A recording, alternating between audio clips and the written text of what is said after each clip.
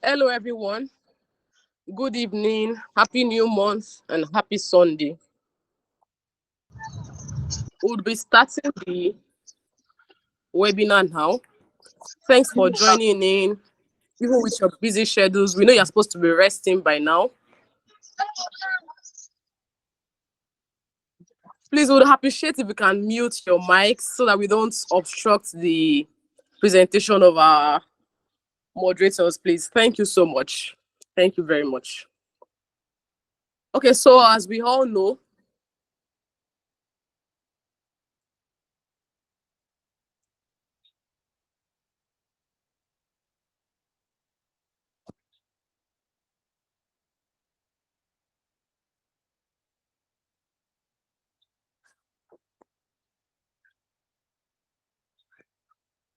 sorry for that break in transmission. So as we all know, we are here for the webinar on exploring our career diversification, where we have 4 speakers today who are going to be giving us tips and insights on how they've been able to transition from one career to another, how they've been able to diversify in their different careers, and the strategies that they've used all the while to the point where they are now. So we believe and hope that you would expect to get the secrets to unlock versatile and fulfilling career paths today. And in this session, you're going to learn the importance of diversifying your career in today's fast-paced world. You're going to get key strategies to expand your professional horizons and enhance your marketability. You're also going to get tips for navigating the industry shifts and seizing new opportunities. And finally, you're going to cultivate a portfolio of skills and experiences to future-proof your career. I hope somebody's excited to be in this webinar today. And I'm assuring you that you're going to enjoy this session this evening. So now, please permit me to pass the mic to the founder of AJH Consults in the name of Oyindamola Adeleye. She's going to be giving us a brief introduction of AJH Consults. Thank you. Thank you, Eniola. Thank you so much. Good afternoon, everybody. Okay. Good afternoon, everybody. It's nice to have us on our, I'll not say this is our maiden edition, right? We've been off webinars for a bit due to just due to work-life balance, obviously.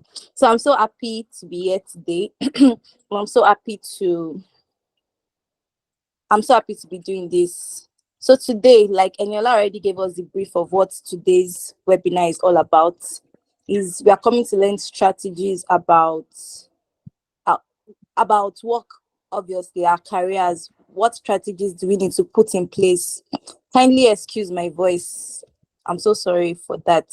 So before we even get into the details, while I go into what AJH and the community is all about, I would like to take 3 questions or 3 expectations from members or participants of today's call. Like, what do you expect? You saw the flyers, right?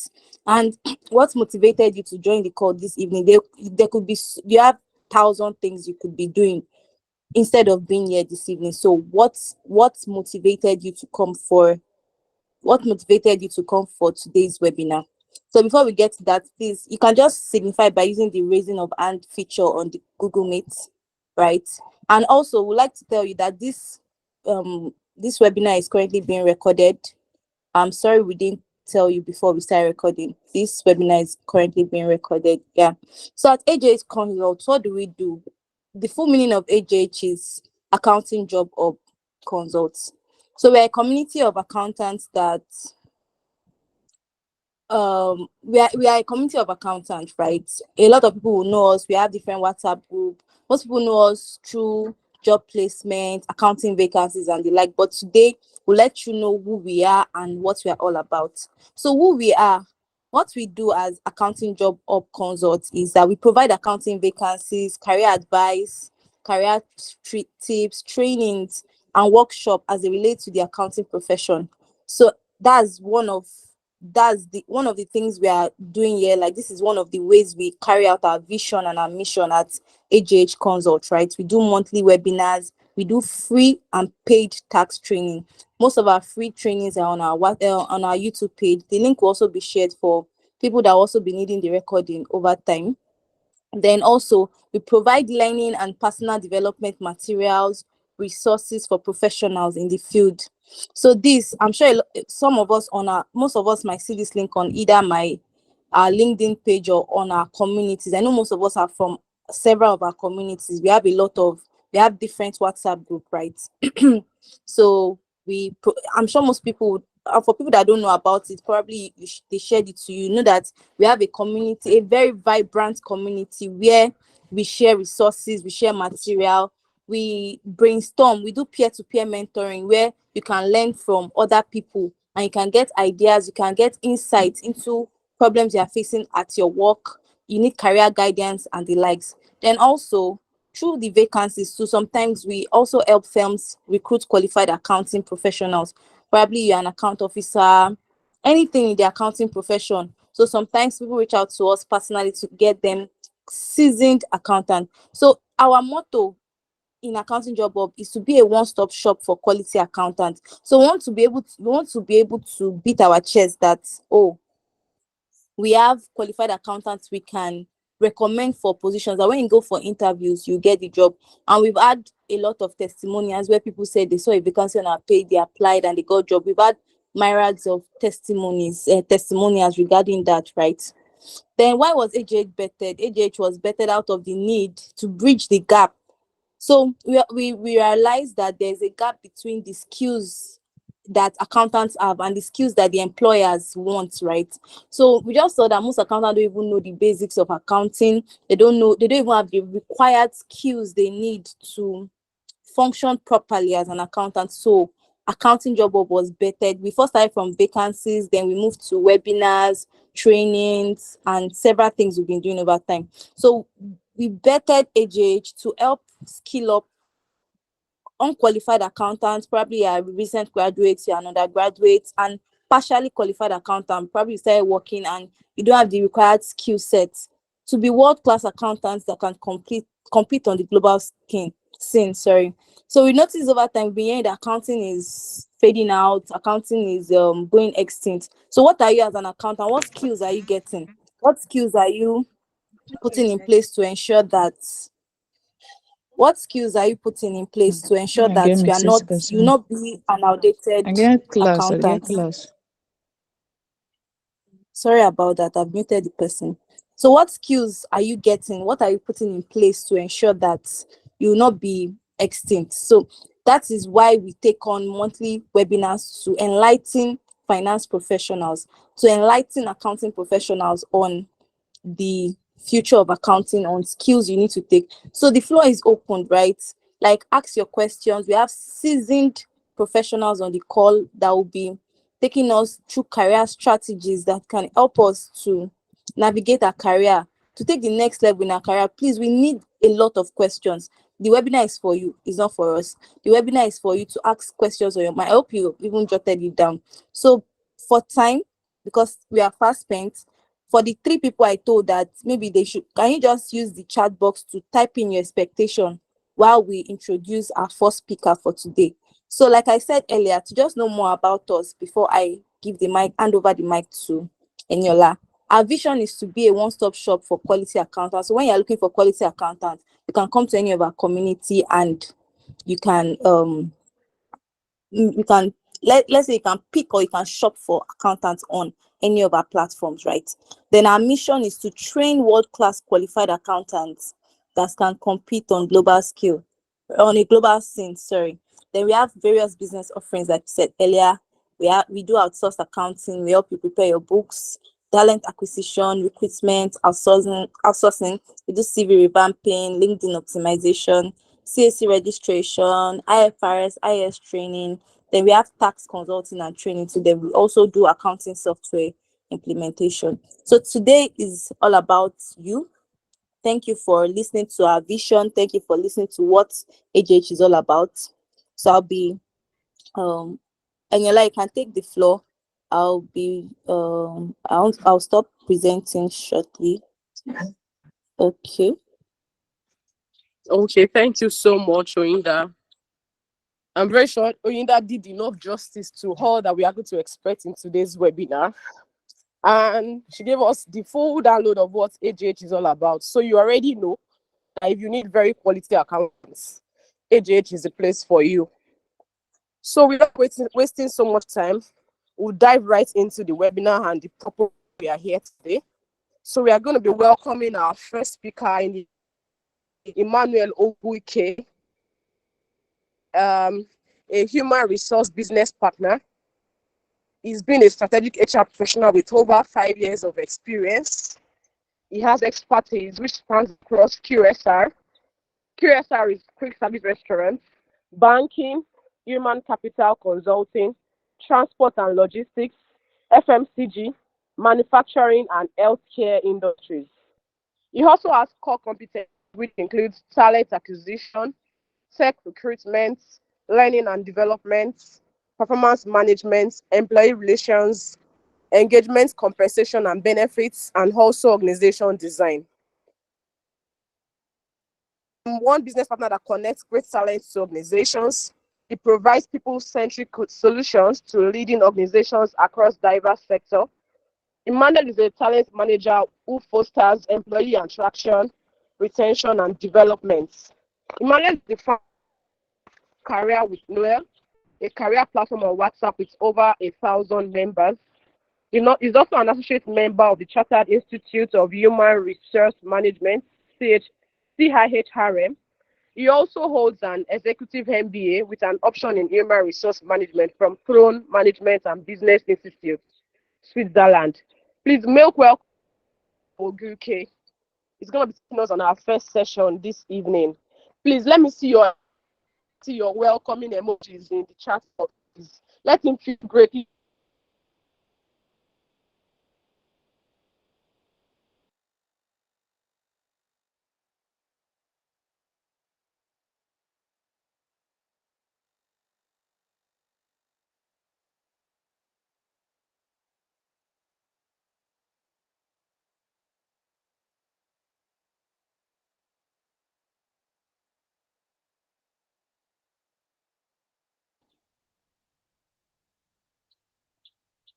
Thank you so much. Thank you, everyone. Thank you so much.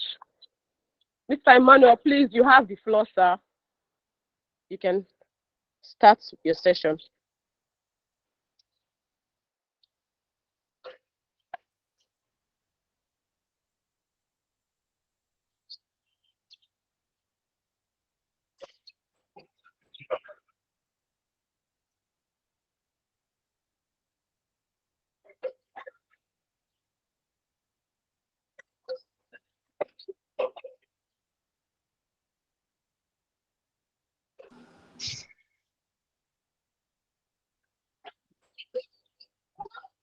Please, let's confirm that we can hear Mr. Emmanuel in the chat box, please.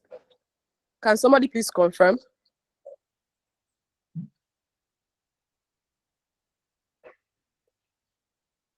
Okay, thank you, Inda. Mr. Emmanuel, please, we cannot hear you. I don't know if you can hear me. Thank you, Barakat.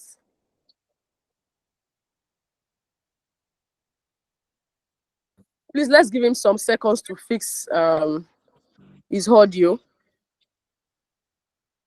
Okay, can you hear me now? Yes, I can hear you. Okay, great. Thank you. Yeah.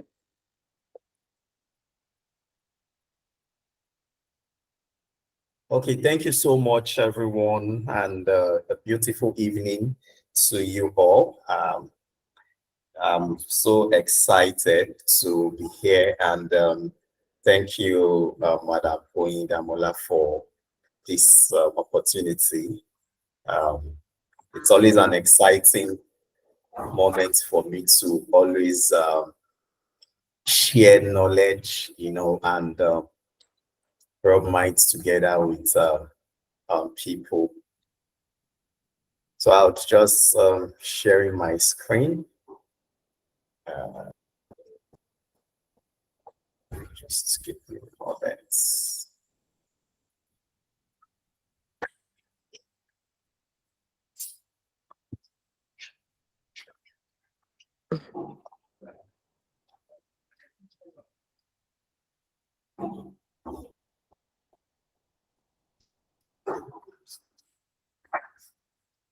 Okay, great. Can we all see my screen? Yes, I can see your screen. Okay, awesome. So thank you once again for having me. So my name is Emmanuel Ogrike, and I'll be talking to us this evening on thriving through diversity in your career in this fast-paced world.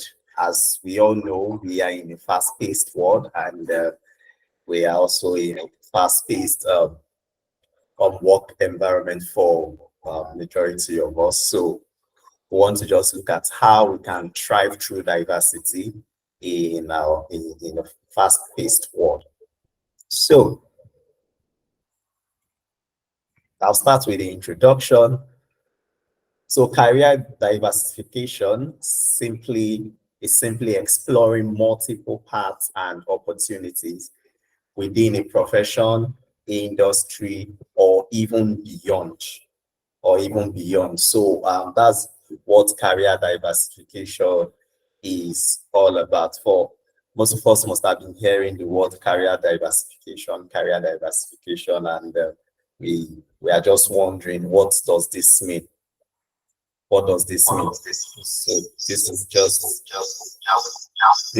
what it means. So in today's rapidly changing landscape, diversifying your career is not only beneficial, but often necessary for a long-term success. So we need to diversify our career. We need to adapt to what is happening in the world of work today. So as we are going through, if there's any question, you can drop in the chat box so that we'll take it after this. So let's look at benefits of a diverse career path in today's fast-paced world. What are some benefits of you diversifying in your career? So diversifying in your career, one of the benefits you can get is enhance your adaptability and resilience. So one of the benefits you get when you diversify is you enhance your adaptability and resilience. So you will be able to adapt to any environment you find yourself. For example, if you are trying to move from a particular industry to another one, so the benefit you will get is that you'll be able to adapt. And how are you able to adapt? You'll be able to adapt because you must have put in one or two things in place. You must have put in one or two works in place for you to be able to adapt. So another benefit you tend to get is increase your value and marketability.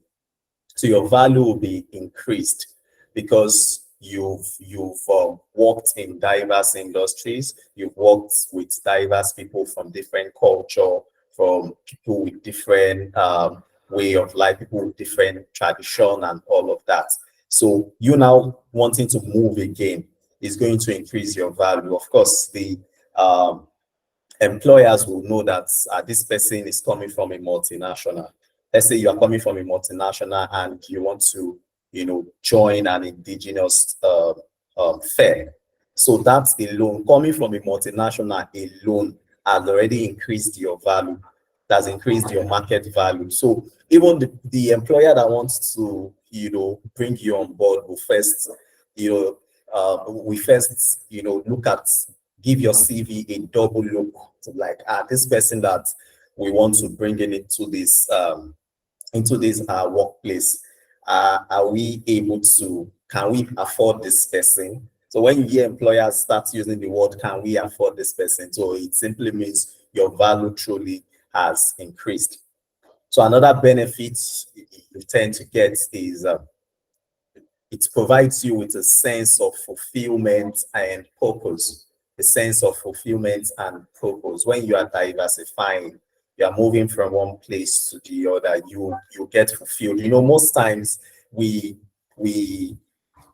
get to hear people. I don't know if you must have heard of people, maybe your colleagues or your friends.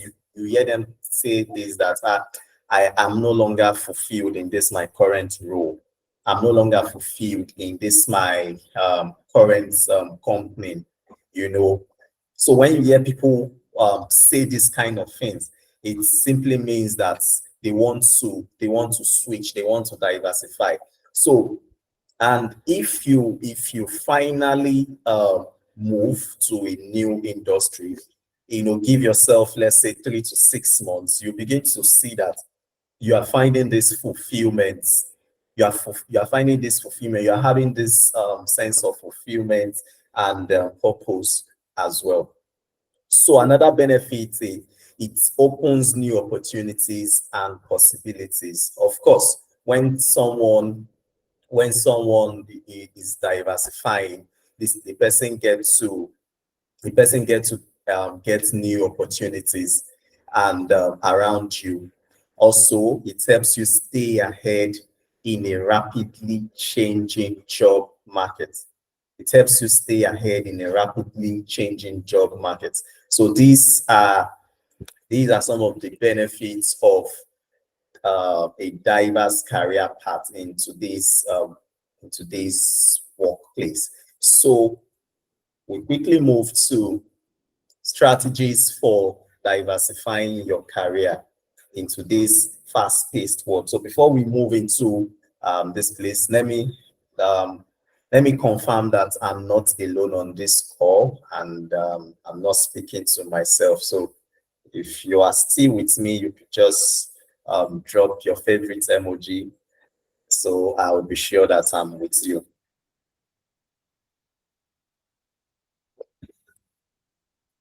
Okay, thank you, thank you, thank you. Okay, so this shows that we are together. Thank you all. So let's quickly look at strategies for diversifying your career. Strategies for diversifying your career in today's fast-paced world. So the first one is develop transferable skills. Develop transferable skills. So there are some transferable skills that we get, that you move from one career path to the other. A good example is for someone in customer service that has people management skills. Of course, if you're in customer service, you get to deal with different kind of people. You get to deal with the irate customers, you get to deal with the calm customers, you get to meet the good, the bad, and the ugly. So you would be left with no choice than to develop these people management skills.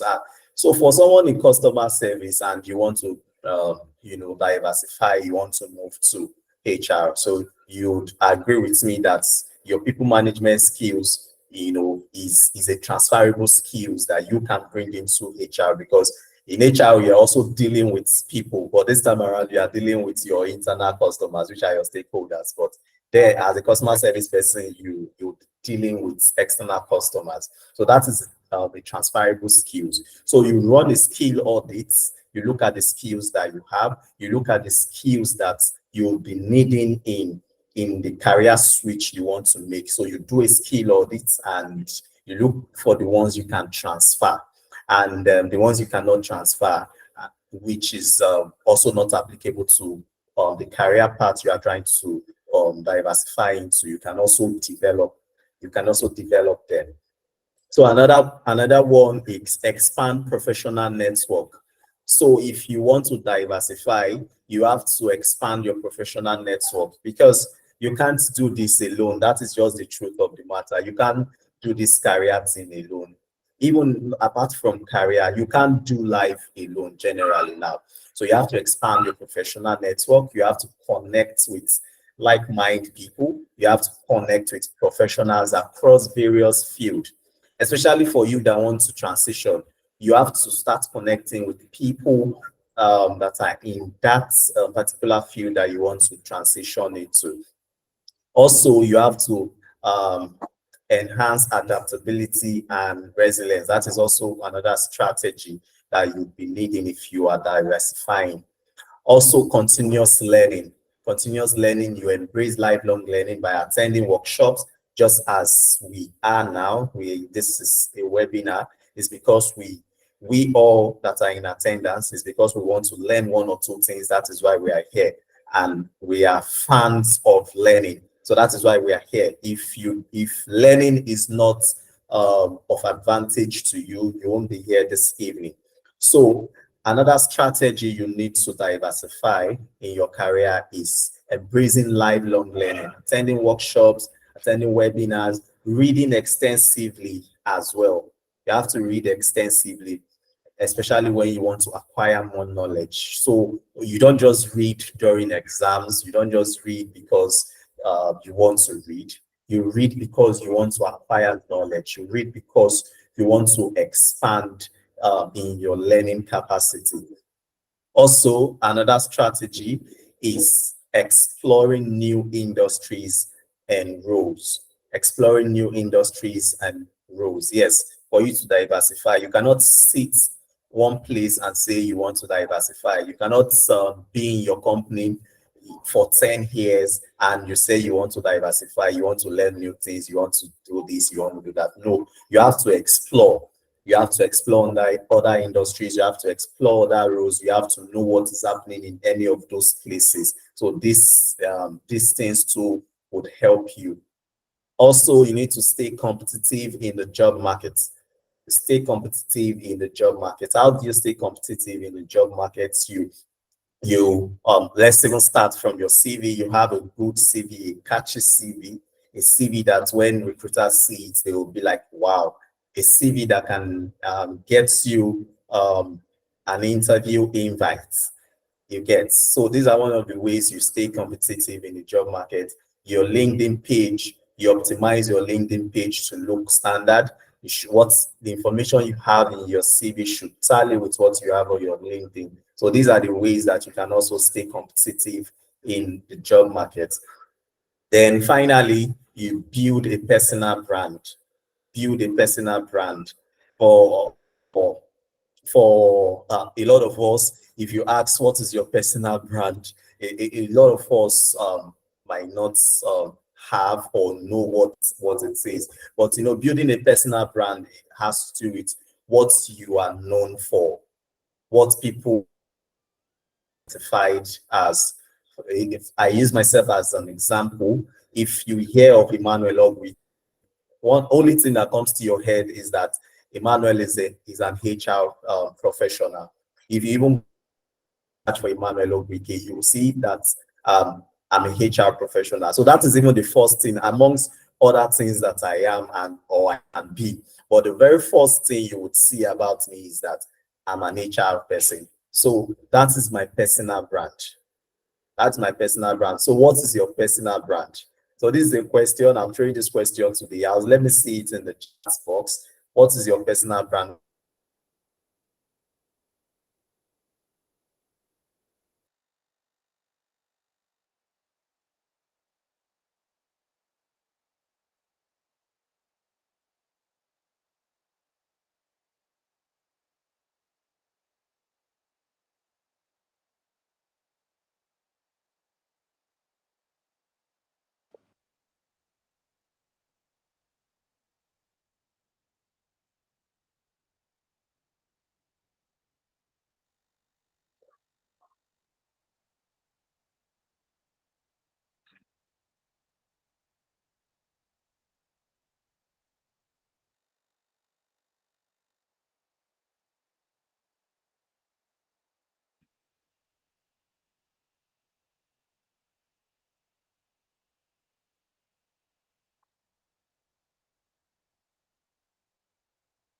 Okay, we can alternatively we can confirm that we can hear him in the chat box. Please let us know if you can hear him.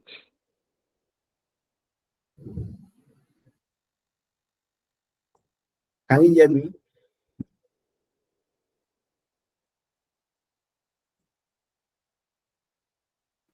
We lost you at some point, sir, but we can now hear you. Okay, great. We can hear you now, sir. Okay, great. Sorry about the network. Okay, so I was asking a question before the network issue came up. So I was asking, what is your personal brand? And I wanted us to put it on the chat box so that you can see. So why we keep doing that? The final one is skill stacking. So what is skill stacking? Combining different skills to create a unique value proposition. Combining different skills. For a typical example, if you happen to be someone that loves design, you just love design generally, or you have a natural designing skills. So you might want to, further develop these skills by, going to learn more about digital design, UI, UX, and all of the rest, just to pile up everything together. So that's a uh, skill stacking. So I'm rounding up because I have just a short time. So still on diversifying. So I just want to give a real world example. I'm going to just read a short story that I put up together. Well, the story is about me. So how I transitioned from customer service to HR. So once upon a time in the bustling city of Lagos, there was a customer service representative named Emmanuel, that is me, who had worked in banking, QSR, and logistics industry, assisting customers with their inquiries and resolving issues. Emmanuel felt his skills could be put to better use, so he had keen interest in people's well-being and professional development. So he transitioned to HR. So what this demonstrates is that diversifying your career path is not only achievable, but can lead to exciting and fulfilling opportunities. Remember, it's never too late to explore new avenues.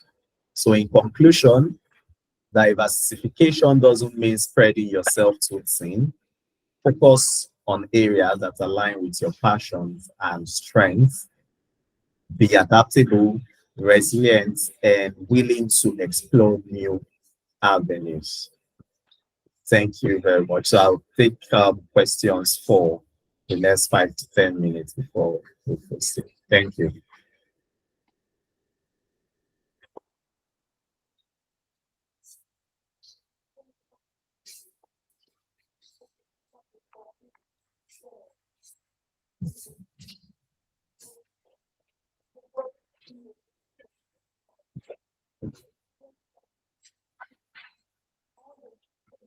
Hi, Eniel, are you on the call? Thank you, Mr. Emmanuel. Is Thank Eniel on the call? Okay. Okay, please, you can make use of the chat room to drop your question, or we'll be taking, I don't know if there's anybody that can signify using the raising of hand function and ask Mr. Emmanuel your question so that we can move to the next speaker.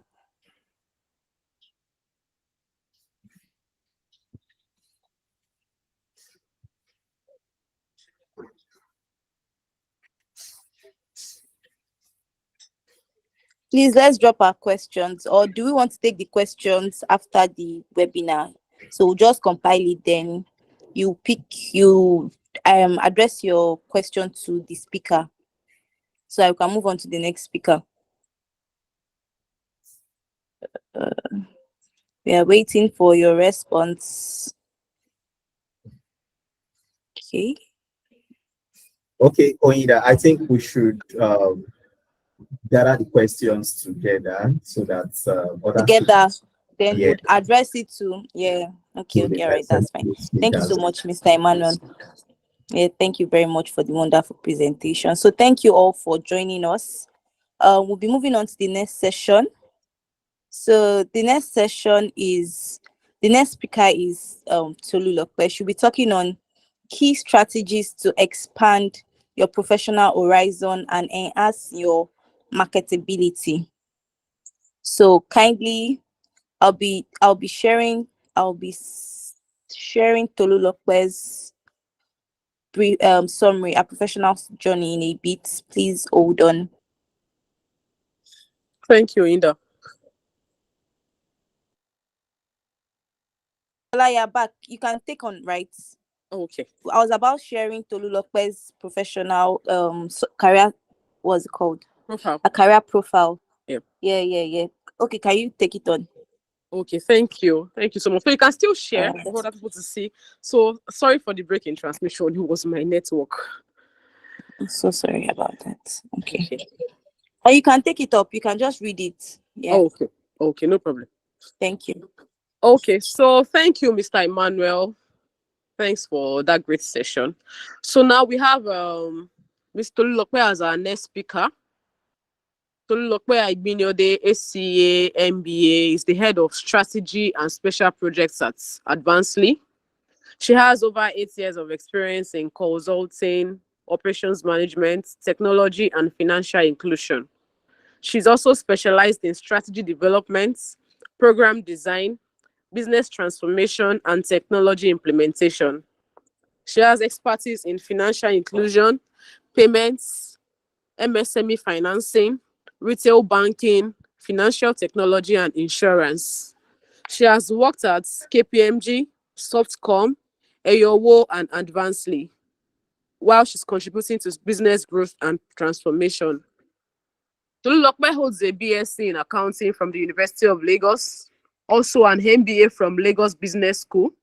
She's also a chartered accountant and a chartered stockbroker. Please, as we all do, let's make welcome Tolulope this evening with her favorite emojis. Please welcome her. Let her feel the warm welcoming this evening. Thank you. Thank you so much. So Tolulope, please, you have the floor. You can start your session. Thank you, Eniola. Good evening, everyone. Very excited to be here. Thank you for having me. Thank you, Mr. Emmanuel, for your earlier session. So Mr. Emmanuel basically kind of covered what I wanted to speak about, right? So I'm thinking the way I can do this is attempt to tell a story of how I started out my career.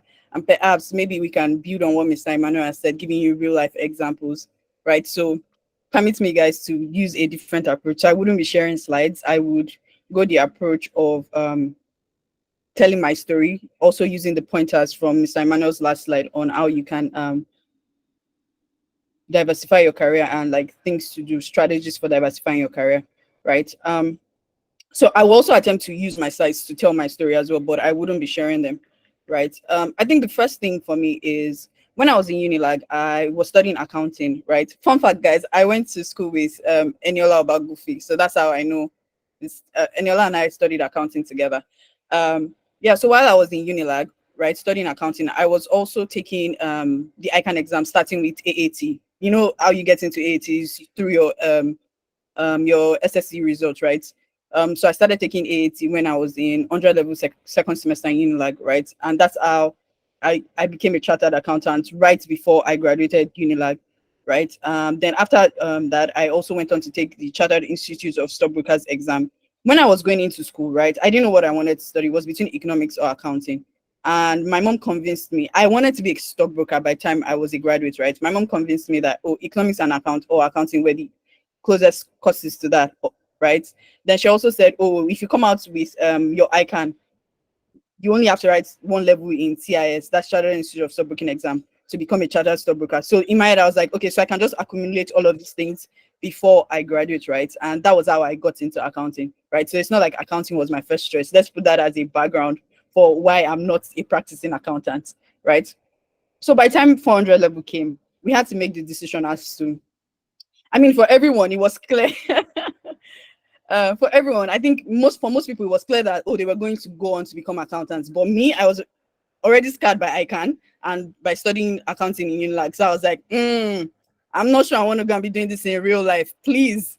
Because in Unilag, you're learning accounting with the Nigerian standards. When you're doing ICANN, you're learning with IAS, right? So it was a bit conflicting.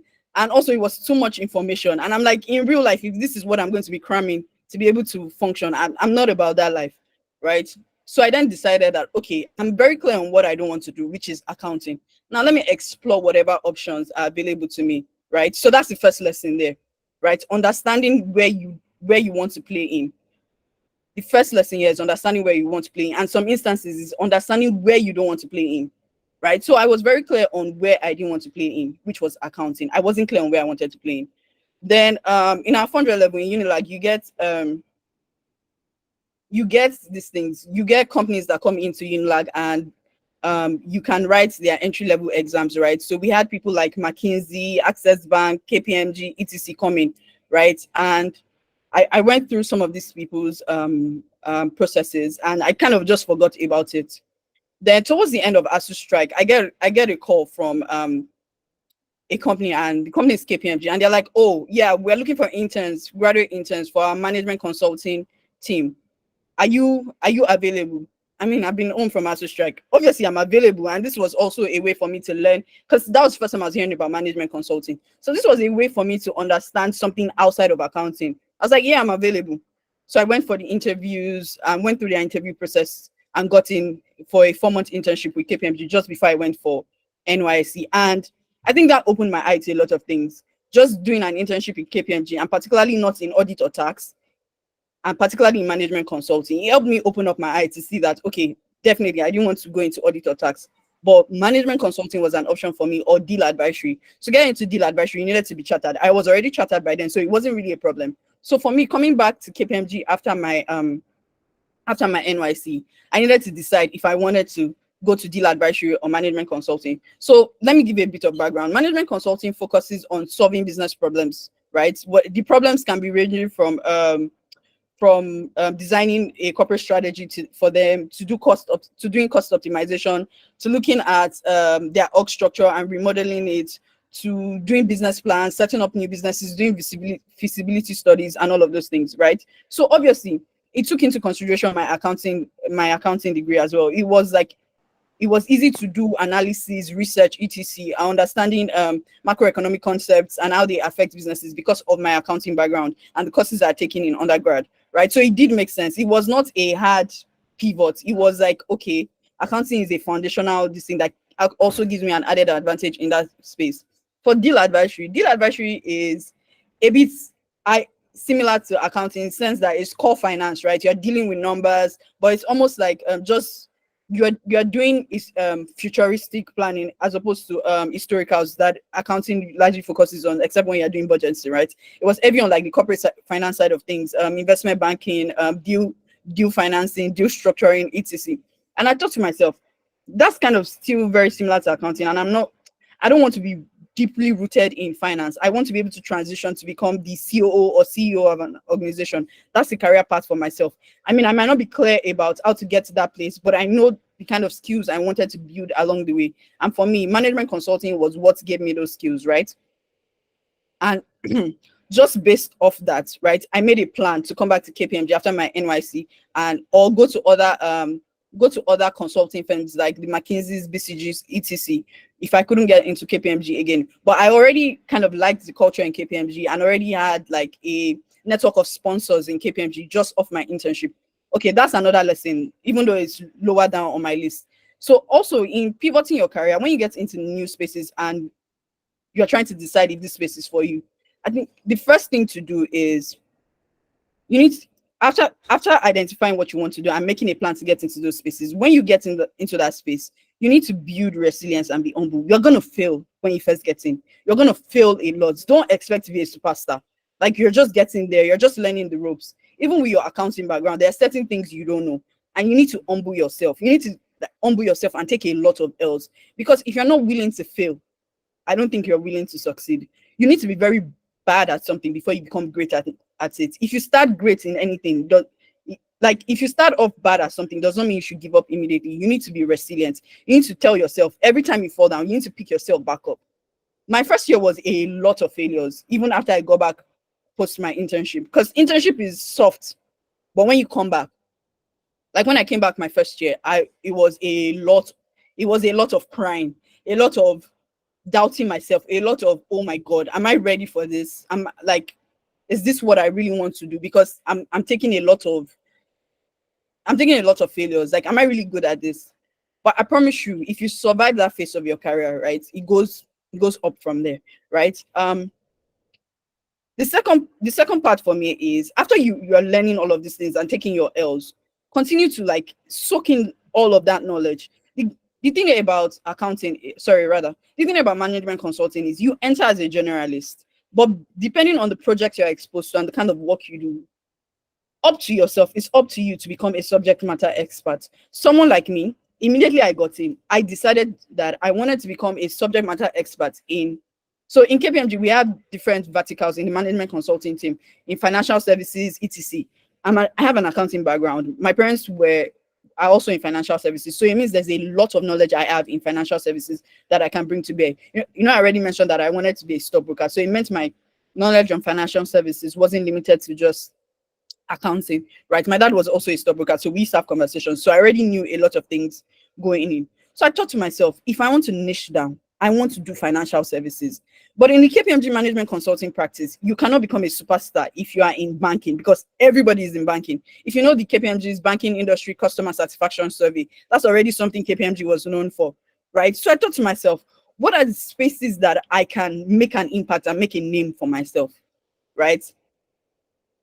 When it first started out, my logic to this was what is adjacent to banking, but it's not as explored in our management consulting team. It was insurance, right? So for us, when KPMG was doing insurance, it wasn't as esteemed as doing banking stuff, right? So I got into insurance.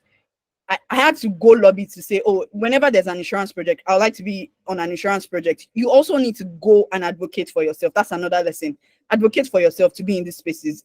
You know what Mr. Emmanuel said about networking? Sometimes you create your own network, and creating your own network of mentors and sponsors is also by you advocating for yourself. If people see that you are serious about yourself, they'll be serious for you, and they'll write for you as well. You need to first write for yourself, have faith in yourself so that other people can invest in you. It's not in every instance that people will invest in you, right? So I advocated for those projects, and all of a sudden, I did about 3 insurance projects, and I became an SME in insurance, up to the point when partners needed to have conversations on other projects around insurance. They're like, call Tolu, put Tolu in the room. Mind you, this was my maybe middle of my second year in KPMG. So it was already unheard of to already be an SME at middle of your second year in KPMG in management consulting. I was already an expert in insurance because I'd done projects in strategy articulation, process design, technology implementation, change management. I wasn't saying no to everything. I was just saying yes. As long as it's insurance, I will do the work. I will learn it and do the work. So it meant that I was being exposed to different parts of the sector, from a big insurance client to a small insurance client, to a national client, to a state-based client, to life insurance, general insurance, everything. I was being exposed. So I already understood the business model in insurance, etc. Right? So it meant I was in rooms with partners. And when you start getting face time with partners, you start to develop a reputation. And what I didn't know was in my advocating for myself and asking for insurance projects, I kind of built a reputation for anything that is non-banking financial services. Tolu will do it, right? Which also brings me back to my profile that Bosse read. You had insurance, you had financial inclusion, you had payments. It was because in KPMG, people were shying away from non-banking financial services. But the moment they called me and they were like, oh, this is not an insurance project, but it's a new project we're working on. It's in financial inclusion, and this is what we want to do. I was like, yes, put me on it. Which brings me to the next lesson. Take risk. Take risks. Most times you would actually succeed. My mantra in life is take risk and succeed, because my career has been built off taking risk and saying yes to most things that most people would say no to, right? For me, I was like, yes, put me on it. I don't know what it's about, but I will learn it. Did I not learn insurance? I'm going to learn it as well. And what that did for me was it changed the trajectory of my career in its entirety. I went from being an insurance expert to building capacity in financial inclusion. And if you know financial inclusion, it's a broad spectrum. Insurance is just one aspect of it, because the gateway to financial services is, including people in financial services, is payments. Then from payments, you go into savings. From savings, you go into credit. From credit, you go into insurance. So I was already at the end of it. I already understood insurance. So I needed to then build my capacity to understand payments, to understand savings, to understand credit. And that in itself, building that base with insurance as my foundation, changed the face of my career, because I went from doing that for a Nigerian client to be on projects with international clients. The Pan-African Payment and Settlement System, which is a payment and settlement system that connects the whole of Africa together, that enables people, you transfer money from Nigeria to Ghana without it leaving the shores of Africa. I worked on that. I led the team to do the business model design, the business plan, the governance structure, the org structure as well. At that stage in your career, it's very unprecedented. I was just in my year 3, and I was already on a monumental project like that, leading a whole work stream. Managers are typically the ones that lead the work stream. For context, you become a manager if you're fast in your promotions. You become a manager in your 5th or 7th year, right? Whereas I was already leading a project that was not a Nigerian project. It was an African project in my 3rd, 4th year, right? Also based off that, I got sent to Togo for like 4 months. I lived in Togo for 4 months as an expert, helping a bank in 33 countries with presence in 33 countries do their customer experience strategy. I was in my 4th year when that happened, right? It's like if you're able to bet on yourself and take all of this risk, right? If it doesn't work out, obviously there were certain risks for me that didn't work out as well. Because at first I thought, oh, I wanted to be in change management and org structure design, organization transformation, like on the people side of things. But that didn't work out. But I wasn't stuck there. Immediately I saw that wasn't working out. That's another lesson. Pivot quickly. Like, don't stay there and be, I mean, you can cry for like 5 minutes, but after you cry, wipe your tears, stand up and get to it again. Be ready for your plan B. If plan A doesn't work, go to plan B. If plan B doesn't work, plan C would work. Just don't give up. Yoruba people say, Elemi lo ma last. And I tell my friends that I am Elemi. So no matter what happens, like just stand up, cry and stand up back and start working, right? So yeah. And I think also another thing that helped me going forward is when it came to at the end of my 4th year, towards the end of my 4th year in KPMG, I was like, okay, I seem to have conquered consulting in KPMG. I've like done a lot of things in KPMG. If I'm going to leave KPMG now, what do I want to do outside of KPMG? What are my skills? So another thing that I did was I did a skills audit. Like Mr. Emmanuel said, always do a skills audit. But for me, when I started out, right, I termed it as I didn't have skills. So I wanted to build those skills. Then at the end of my 4th year, I was like, okay, you've built a lot of skills now across financial services, but in different buckets. Like if you were to go outside of KPMG, right, what kind of job would you do outside of KPMG? What are the opportunities available for you outside of KPMG? Right. And that's the story of how I left KPMG. I wasn't intentionally trying to leave KPMG because obviously I built my career there. I was already an SME. I was contributing to thought leadership in KPMG. I was on first name basis with a lot of partners, going for meetings directly with partners. I was already a subject matter expert. Like people used to come to me for advice on their projects and stuff at my 4th year. So I was comfortable there and like performing greatly. So I could have stayed there. But I then thought to myself, okay, what are the other skills that I can market myself? If I was to leave KPMG today, like instead of being a superstar here, can I also like go out and still thrive? Like what does outside look like for me? And that led me to then bucketing my skills and say, okay, these are the skills I have. If I was to take a job outside of KPMG, would I want to use these skills for it? So I then prioritized like shortlisted like 4 of my key skills. And I was like, okay, you know what? We're going to put it out into the world. Let me tailor I created 4 resumes in line with those 4 skills, 4 different skills. Like, you know how you have 4 core skills and you're like, this resume should focus on skill 1. This resume should focus on skill 2. This resume should focus on skill 3. This resume should focus on skill 4. That's exactly what I did, right?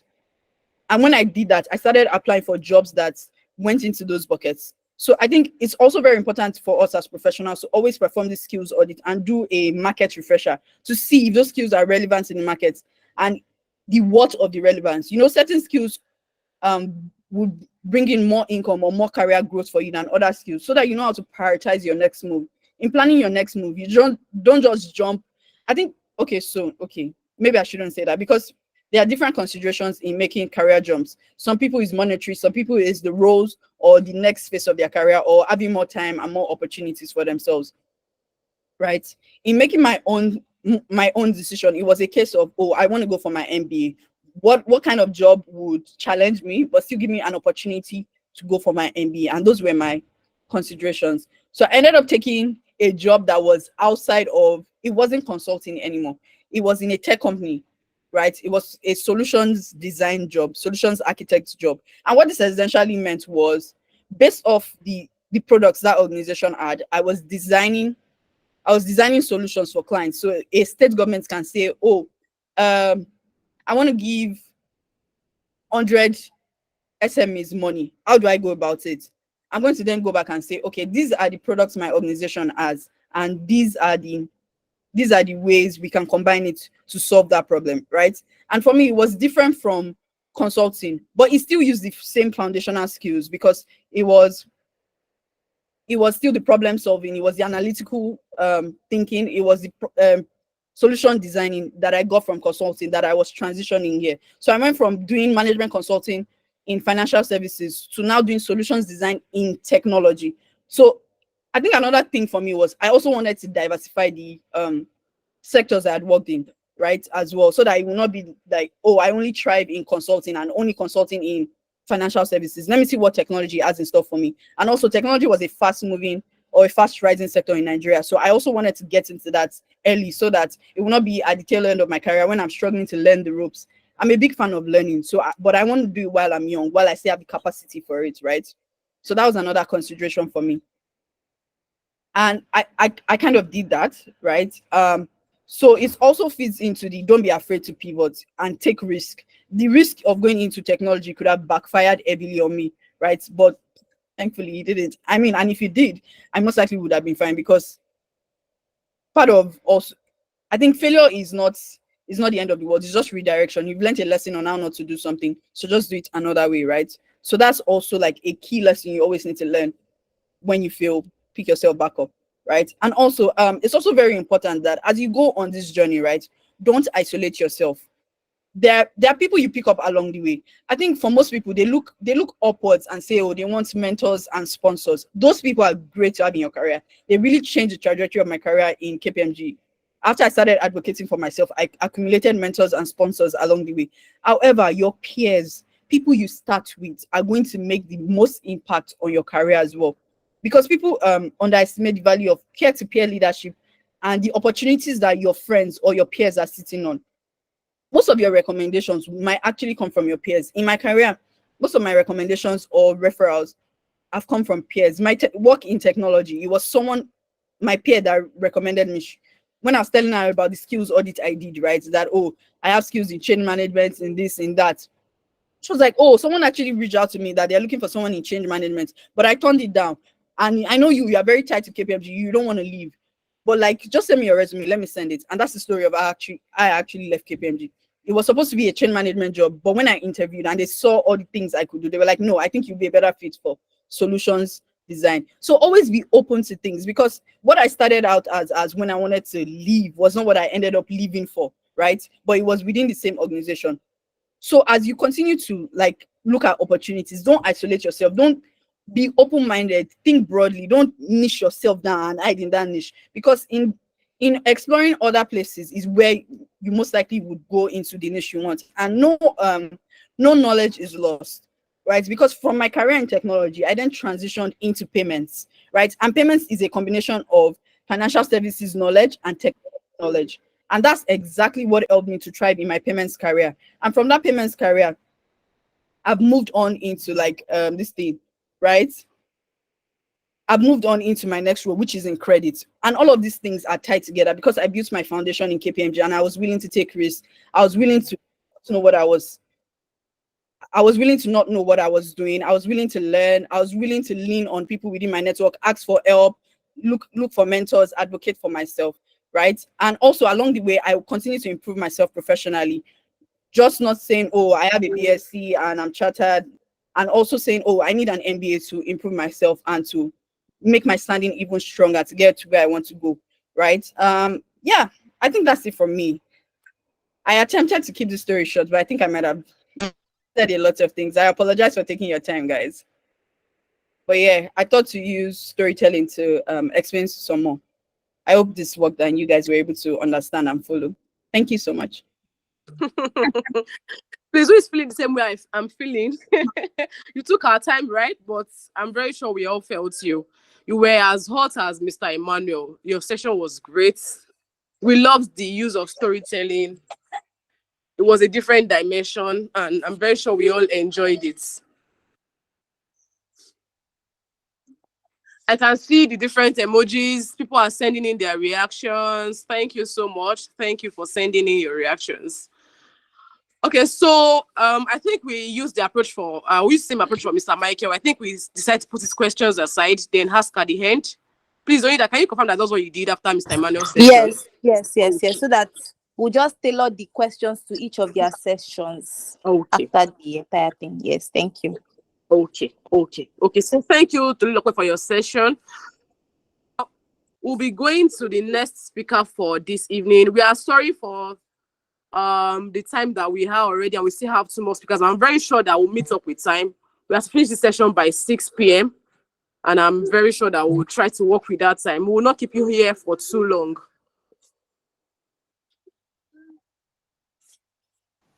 Okay, so I'm about to read the profile of the next speaker in the name of Mr. Michael Madueke.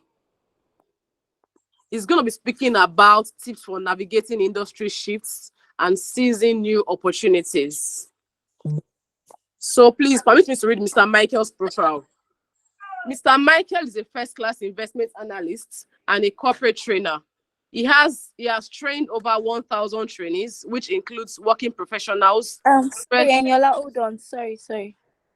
I think that's Sorry. Yeah. Sorry, I just got it. It's Mr. Madueke Okoje. Yes, I'm that so one sorry. is for. Yes, sorry. All right, thank you. Please, I'm so sorry, everybody. I'm so sorry, Mr. No Michael. problem, no problem. I'm so sorry, Mr. Madueke. Hello, sorry, Eniola. I think Mark Duke Okoje. Okay, Mark Duke. Okay, Yeah. sorry.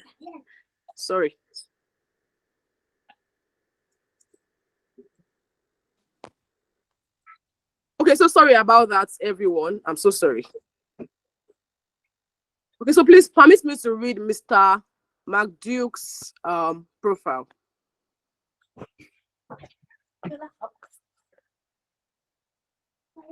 Mr. Majuk is the AGM of Sales and Marketing at Korea Plus Services Limited.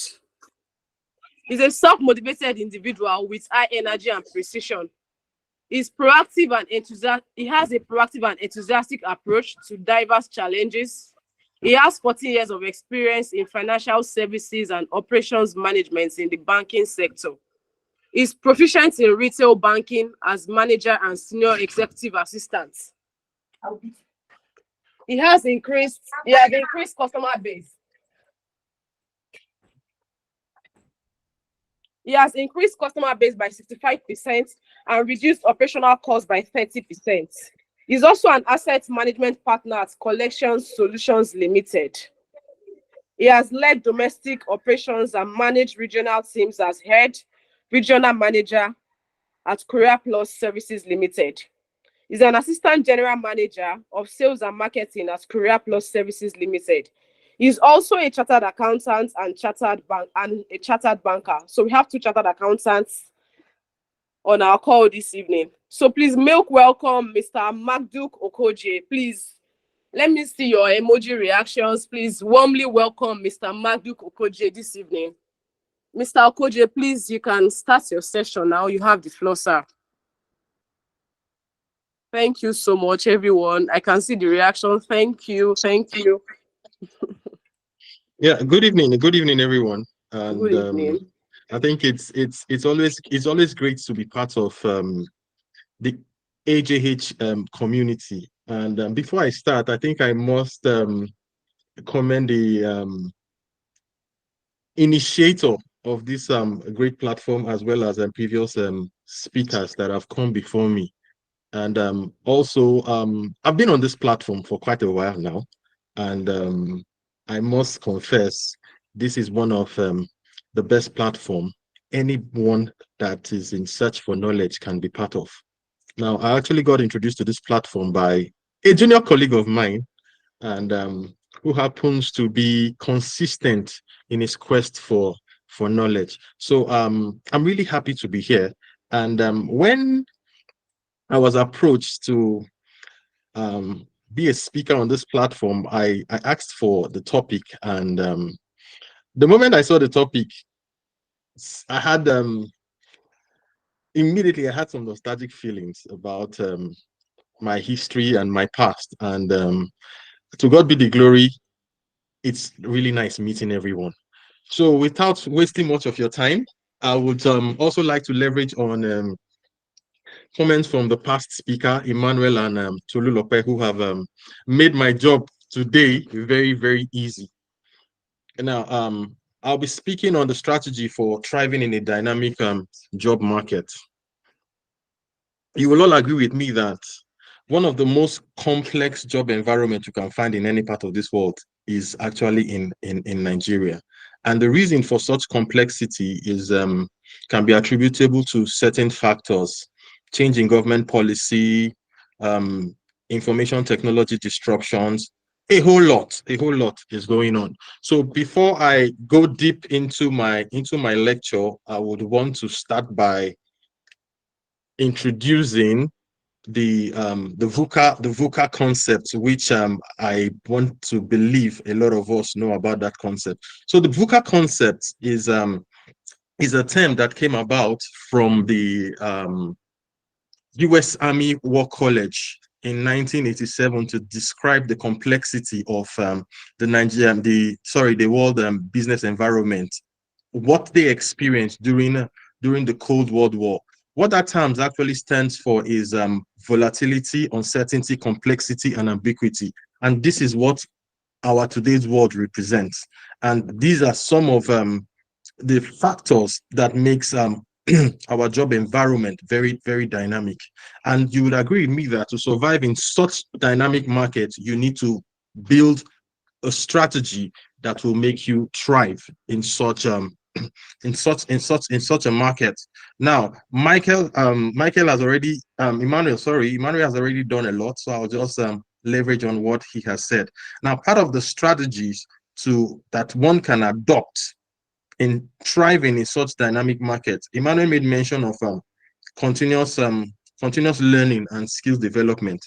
For me, that is a major take, because there's a parable that says the day you stop learning is the day you start dying. So there is need for us to stay updated with industry trends as it applies to our industry and also advancement.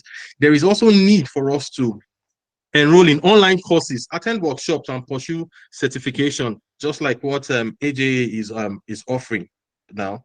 And in between my lectures, I'll also pull in some of my life lessons and how I was able to navigate throughout various industries. So I actually started my career even while I was in school at the Nigerian Air Force Pay and Accounting Group as an account intern. Even while I was in school. From there, I moved to Guinness Nigerian PLC as a procurement supervisor. From Guinness Nigerian PLC, I also moved to IMB International Bank. From banks, I had to move to 4 banks. Then later from there to Collection Solutions. Collection Solutions happens to be an asset management partner to AMCON, the asset management company of Nigeria. From there, I moved to Quid Finance as the AGM sales. Quid Finance happens to be the finance company that backed the now Globus Bank. And from there, I also moved to Korea Plus. Now, throughout my stay in Korea Plus, in the last 7 years, I know I've had 6 career change, 6 role change, and those role change actually came with I would say promotion. But in all of this, 2 questions always comes to mind whenever there's decisions for diversification. Is that decision being driven by the passion, or is it driven by the funds that comes with it? But whichever decision we take with respect to whether it's driven by passion or by the funds or the salary or remuneration attached to that role, it's still okay. But the most important thing is, what strategy do we need to diversify and also stay relevant in whatever industry we find ourselves? Nigeria, the composition of Nigeria as a country clearly spells out the level of our diversification. And diversity in itself, if it's not carefully managed well, can either make or mar an individual. But so far, so good. I think with the right strategy, the diversity, once you choose the right path, it will also lead to your growth and additional knowledge. So let's go through some of the strategy. And I also, like I said before, I will leverage on what Emmanuel and Tolu had said. Now, continuous learning and skill development is very, very key. And for that, like I mentioned before, is to stay updated with industry trend and advancement. Now, the reason to stay updated in industry trend, it gives you an idea of what that profession will be in the nearer future. Today, we're all celebrating AI, and I can confidently say everybody, 90% of us here actually make use of one AI tool or the other, either through machine learning or neural network or whatever, whichever one we make use of. But I can confidently tell you that the concept of artificial intelligence did not just start today. It started as far back as over 40 to 50 years ago. But for those keeping trend, already know the outcome of that innovation. So why am I saying this? It is important to keep up with industry trend. Most of us here today are accountants. What will the accounting profession be like in the next 10, 20 years with the introduction of AI and other accounting softwares? So in order for us to keep to such information, you need to be open to publications. You need to be open to online courses. You need to attend workshops. And you also need to pursue certifications that will make you relevant in that, either in your current field or in whatever field you want to diversify to. Now, the need to also develop transferable skills is also very important. And why do you need these skills? Because there are certain skills that you must build that will make you relevant across multiple industries. An accountant today can be a content creator tomorrow. A content creator tomorrow can also be an IT expert. It depends on which field you want to. It depends on which field today you want to diversify to. Such skills that are important and transferable includes communication, leadership skills, project management skills, and critical thinking. I can confidently tell you that when you possess such skills, any industry you find yourself today, you will be relevant. Now, my second point is also network and professional relationship that Emmanuel made mention about. But one key take on this that we all need to also leverage on, Emmanuel also mentioned the need for us to expand our network. But in addition to that, another major initiative that we need to take full advantage of today as I speak is the LinkedIn app. Now, the beauty about LinkedIn is it throws you out into the open market. 80% of the world professionals, 80% of all industry leaders are on LinkedIn. So the ability for you to sell yourself, get relevant training in whatever field is on LinkedIn. But for some of us, most of us, it depends on what we decide to do there. Well, basically, majorly, what most people do is just put your CV out. If any work comes, opportunities and all that. But I can tell you that the benefits on LinkedIn far outweighs the need for job hunting. LinkedIn has one of the best training platforms. And it is something that if you take advantage of, the benefit is going to add to you for future or your current employment far outweighs you just going there to publicize or publish your CVs. Why it's okay to publish your CVs, but there are other benefits that we can also take advantage of. So in addition to LinkedIn, it's also important for us to join relevant groups. We have the AJ platform, and also the need for us to engage with industry leaders. On LinkedIn, you have all the industry leaders, and I can give a personal experience on LinkedIn. Now, most of the leads I get that I've been able to convert as top customers in my organization today, I got practically 50% of them from LinkedIn. 50%. It gives you access to industry leaders who, on a very good day, you can't even have access to. Nobody will even grant you access to have physical meeting with such individuals. But on LinkedIn, it's a free world. So we need to take advantage of such platforms for career diversification. Then number 3, we also need to stay informed about industry trends. There's need for us to regularly read industry publication blogs, reports to stay informed about emerging trends and market demand. Now, going back to experience, the emergence of the COVID pandemic, would agree with me, brought a lot of disruption within career servicing space. The emergence of COVID-19 led to the growth of e-commerce business around the world. And that also was the major factor that also led to career diversification, even within the career space. So there is need for us to build such skills, such as to react to such disruption. So, Emmanuel already made mention of personal branding.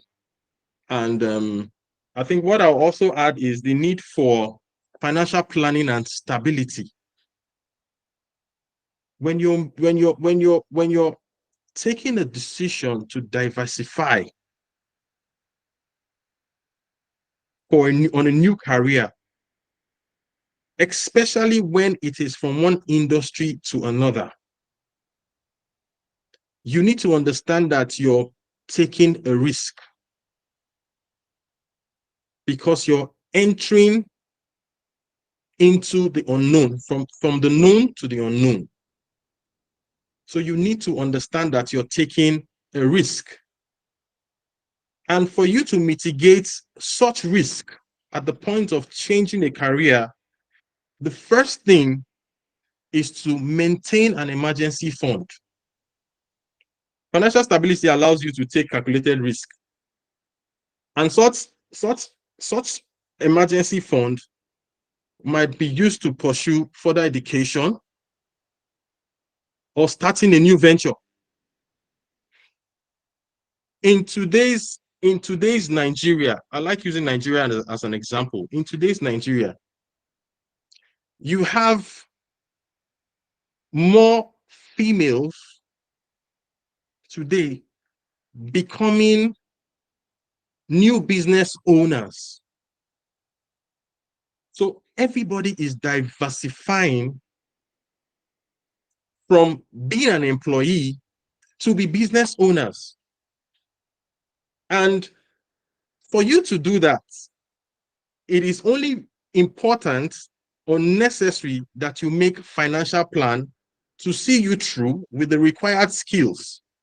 Nobody says it's going to be easy. But with consistency and with the right strategy, you will always excel in whatever business opportunity you find yourself. Emmanuel also made mention of regular self-assessment. But just to add to that, it's also important, just like Tolu said, to reflect on your achievement. When you assess your achievements, it will always give a pointer on the areas of improvement you need to stay aligned with throughout your career path. So this is my take for now. And I would not want to waste much of your time. And I'll also be available because I'm actually supposed to be in another meeting that is actually clashing with this time, but I'll try as much as possible to stay available to take most of your question. So that is all from me. Thank you very much. Thank you so much, Mr. Duke. Thank you so much for your session. I learned so much from this year's session, even though you feel that it was so short, but it was very, very knowledgeable and impactful. Thank you so much. And we are sorry for putting it apart at the time that clashed with another meeting of yours. We are so sorry. All right. Thank you very much. Yeah. Thank you. Okay, so please, your questions, prepare them.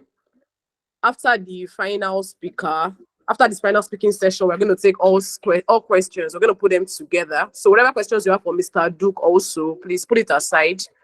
We're going to entertain them after the last speaking session. Okay, so without wasting our time, we'll go into the last. I would go ahead to read the last speaker's profile. Just give me a second.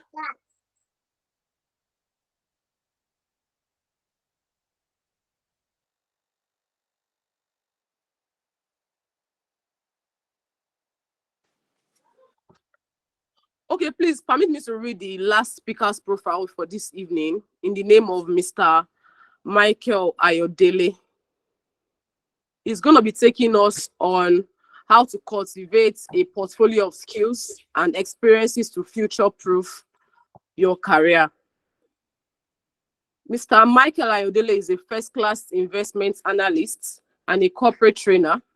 He has trained over 1,000 trainees, which includes working professionals, fresh graduates, and undergraduates to secure well-paying jobs in the Big Four, investment banks, FMCG, oil and gas, and amongst others. Michael Ayodele is passionate about personal finance, and he has trained over 500 people in the area of finance. He has also taught people in investing in the stock market. Overall, Michael Ayodele is an economist by default. He graduated from Ekiti State University. He's also a kingdom financier and a philanthropist. Please make welcome Mr. Michael Ayodele this evening for our last session. Please drop in your favorite emoji. Let Mr. Michael Ayodele feel us this evening. Let him feel that he's warmly welcomed. Thank you. Thank you so much. I can see them. Thank you, All Mr. right. Michael. You have the floor. Okay, so can you hear me? Yes, I can hear you. Okay, so once again, good evening, everybody, and just you're fine. And yes, so happy new month. And this is, I think this is the next 6 months, right, of this year. You know, you remember our slogan when we first came into this in 2024. The slogan was, don't grieve for anybody. Habib, sir, can you please put a mic? Yeah, so the slogan was don't grieve for anybody, right? But you have to go back, to revisit that your slogan, if you are agreeing for Habib, can you please mute a mic, Habib? Mola, can you please mute Habib? So you have to revisit that slogan, right? If you are agreeing for laziness or you're not. Once again, everybody, you're welcome. My name is Michael Ayodele, and I want to appreciate the speakers ahead of me. It's a privilege to share a stage with you.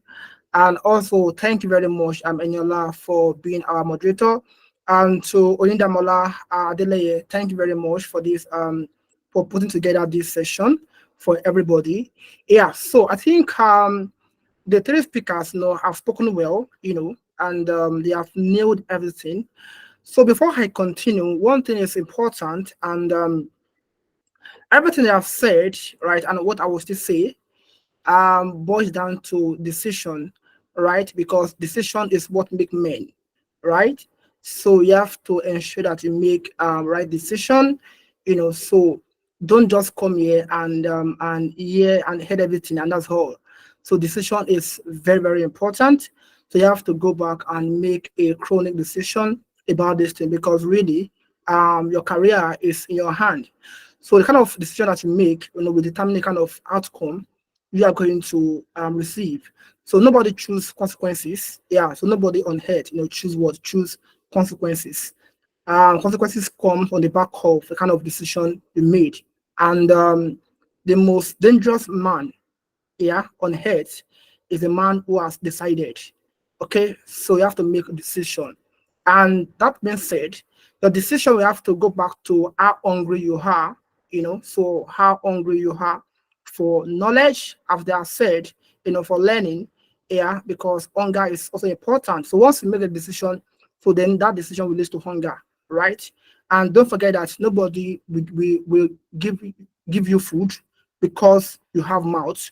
All right, so they give you food because you are hungry, so you have to be hungry as well. Okay, so that's that. So now looking at our topic today, how to navigate the career, so how to make the right decision, how to transition and all. Right. So in Nigeria we have 151 million youth in Nigeria. We have 151 million, yes, 151 million youth in Nigeria. And those 151 million youth in Nigeria, we have 80 million youth that are unemployed, and we have 41 million youth that are underemployed, and we have 30 million youth that are, gainfully employed. So again, we have 151 million youths, in Nigeria, and we have 80 million youth, 80 million that are unemployed, right? So, and don't forget that very soon, I mean, in a couple of days from now, NYSC people will do the POP very soon. Yeah, so which implies that we have more graduates in Nigeria, isn't it? So 80 million youth, are unemployed. 41 million youth, are underemployed. So now talking about underemployed, so I meant they are earning below 250K per month. Yeah, so they are earning what? They are earning below 250K per month, right? So while we have just 30 million youth, that are gainfully employed, so and they earn at least 250K per month. So now the question now is, okay, thank you, sir. So the question now is, so why do we have 80 million youth that are unemployed, right? And why do we have why do we have 41 million youth that are right underemployed? Very simple, because of most of them, most of them, right? So they are in the job market, not in the skills market. Very simple. Cool. That is just the answer, because most of them, they are in the job market, not in the skills market. So the skills market and the job market, they are different. All right. So if you are in the job market, so your mentality would be to be a mediocre. Your mentality would be to just be in a one spot. You won't think about how to diversify. You won't, think about how to improve on yourself. All right. So unfortunately, schools. So and unfortunately, so schools nowadays, schools in Nigeria, so the schools in Nigeria, train us or groom us, to go into the job market. So the job market and the skills market, they are different, because anybody can be in the job market, but anybody can be in the skills market, because for you to be in the skills market, yeah, so you have to be intentional. Okay, you have to be intentional, you have to be disciplined. Yeah, so you have to go for knowledge. So, and I think the first three speakers, they have spoken about everything, right? So now the job market is what makes people, to remain the same. So one reason why you see many people who are who have been working for so many years, and they will be complaining about this, about that, because of they have refused, to improve on themselves. All right. So my emphasis this evening is to give you some, strategy about how you can go about this thing. So the first thing you have to understand is, when it comes to about the either you want to diversify, or you want to do anything at all, the first thing you have to understand is mindset. So mindset is very paramount, very important. It's mindset, right? So, and mindset gives you a good exposure, right? So a good mindset, gives you what? Good exposure. So if you lack exposure, right, you lack enlightenment, there is no how you're going to climb the ladder. So exposure, and enlightenment, they are important. So, and I think that everybody on this call, we are all privileged, So when I was in school, then, my own school, we have little exposure here, but because of my background, contributes to my success. So I remember that back then in school, when we're doing Eco 205, then Eco 205 called them History of Economic Thought. That very day, that man, then Dr. Uweye, who is now a professor, so he said something about oil and gas because I read economics, and obviously those who read economics know plan to work in oil and gas, like Chevron, like Shell, National Baja, Mobi, and the like. So the man was just like, he said that said in his house he used solar, and he bought the solar for 750K. Yeah, 750K then. And he said his only regret was that he bought the solar very late. That in a year he only on generator just twice. So that thing got me. And that very day, I and my friends, so we're together on the same row, and my friend and I, we had a good grade. Everybody was on first class. You understand? And I asked them a question that after NYSC, after we leave school, that was in my part two, that where do you want to work? Everybody said oil and gas. Oil and gas. So after the man left the class, so the professor, the doctor then, which is a professor, then I approached some people that, okay, so after we are done with this economics of the thing, where do you want to work? They said, some said CBN, some said Chevron. But I spoke with many people and they said they want to work in oil and gas. So on my head, I was thinking that, oil and gas, everybody oil and gas. So is there nothing different, for us to work somewhere else? That very day, I got home to my hostel. I can't forget. That day was on Monday. I got to my hostel around 11:30, right? Around them 11:30 a.m. So I sat down on my chair, right, and I made a thorough research about life in economics, everything. I made a thorough research. In fact, I think till 9 p.m. I was still making research. I didn't stand up. I did not eat. I was still making research. What I want to do. Then I found investment banking. I found that I can be an investment banker. As an economist. Say, oh wow, I found this. Then I make deeper research about investment banking. Yeah, so I make my research. Okay, so I like okay, so I can also be an investment analyst. This and that. So then my passion for finance rose. Do you understand? After the whole thing, then I wrote so many things down. So I jotted everything down. And I said, yes, I want to move into finance, yeah. And then my brother, happens to be a CFO in Cardinal Stone, all right, in Cardinal Stone. Then I spoke with him that, what, I want to be an investment banker. Said, wow, this is nice. That's a good decision. So my brother taught me, yes, so he mentored me. So one thing again is the place of mentorship, before you graduate, or even though you are already in the market. So mentorship is very, very important, right? So don't think that you know everything. You have to humble yourself. That is very, very key, very important.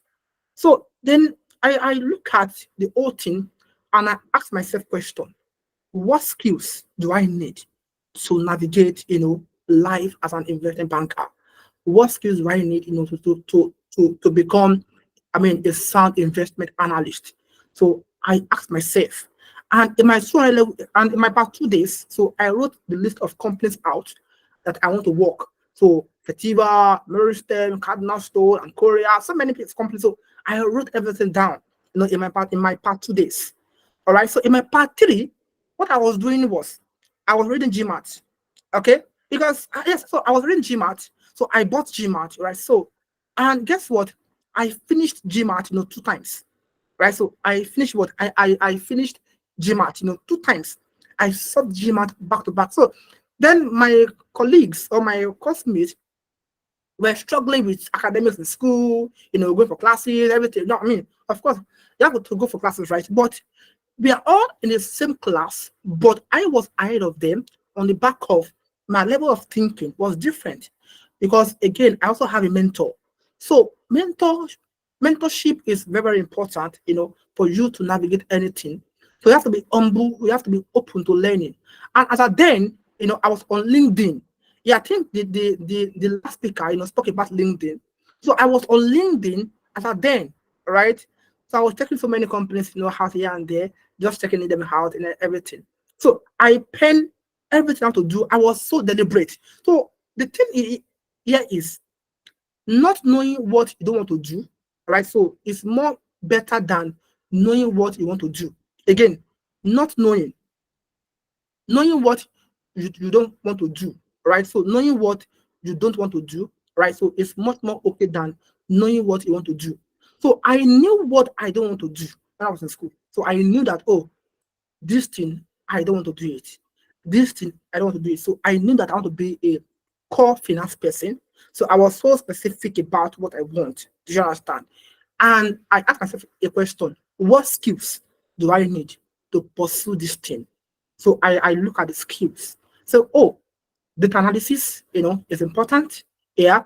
So in my 2 level days, I already learned P3 accounting.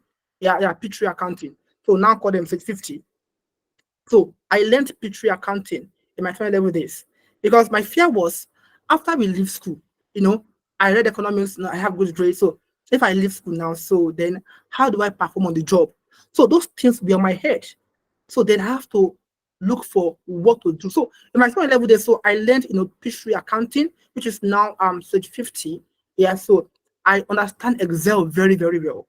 All right, so then I have to learn Excel. So all my feeding money, so I spend them, on Excel, on visual accounting, on skills, on leadership. Yeah, so I was taking courses as well on this as well, leadership as well. Yes, leadership as well. So I go to town, So if you are in if you are still in EXU here, you understand, living campus, to town. So I go to town, every weekend, right, just to see that, I am hungry, for more. Okay, so that hunger was there. I was thirsty. But in my part 3, what I was doing was not to solve GMAT. So not GMAT now that you want to go for aptitude test, in any company, grad training. So I was solving GMAT back to back. So I completed GMAT, twice. So I think I have 2 GMAT then. Yeah, 2 GMAT. Yeah, so I bought 2 GMAT, and I solved everything back to back. Yeah, back to back, like 2 times. So, and why my course mates, everybody was just focusing on Echo 301, Echo 3, Echo 309, everything. Yeah. So I was not only focusing on those things, I was also picturing about life after school. Okay, so then I did the whole thing. So in my final year, so I knew that now I'm not in my final year now. So what is now the next thing for me is that now to now learn the core skills, main skills about financial modeling, valuation, all of those things. Then I sat down in school to make deep research, all right, like deep research again, and I went on YouTube to be learning so many things. But YouTube is not enough. So in as much as YouTube is good, right? So you can't learn everything on YouTube. So you need somebody to hold your hand as well. All right. So after school, then I went to EduBridge Academy, yeah, EduBridge, all right. So to learn those skills and everything.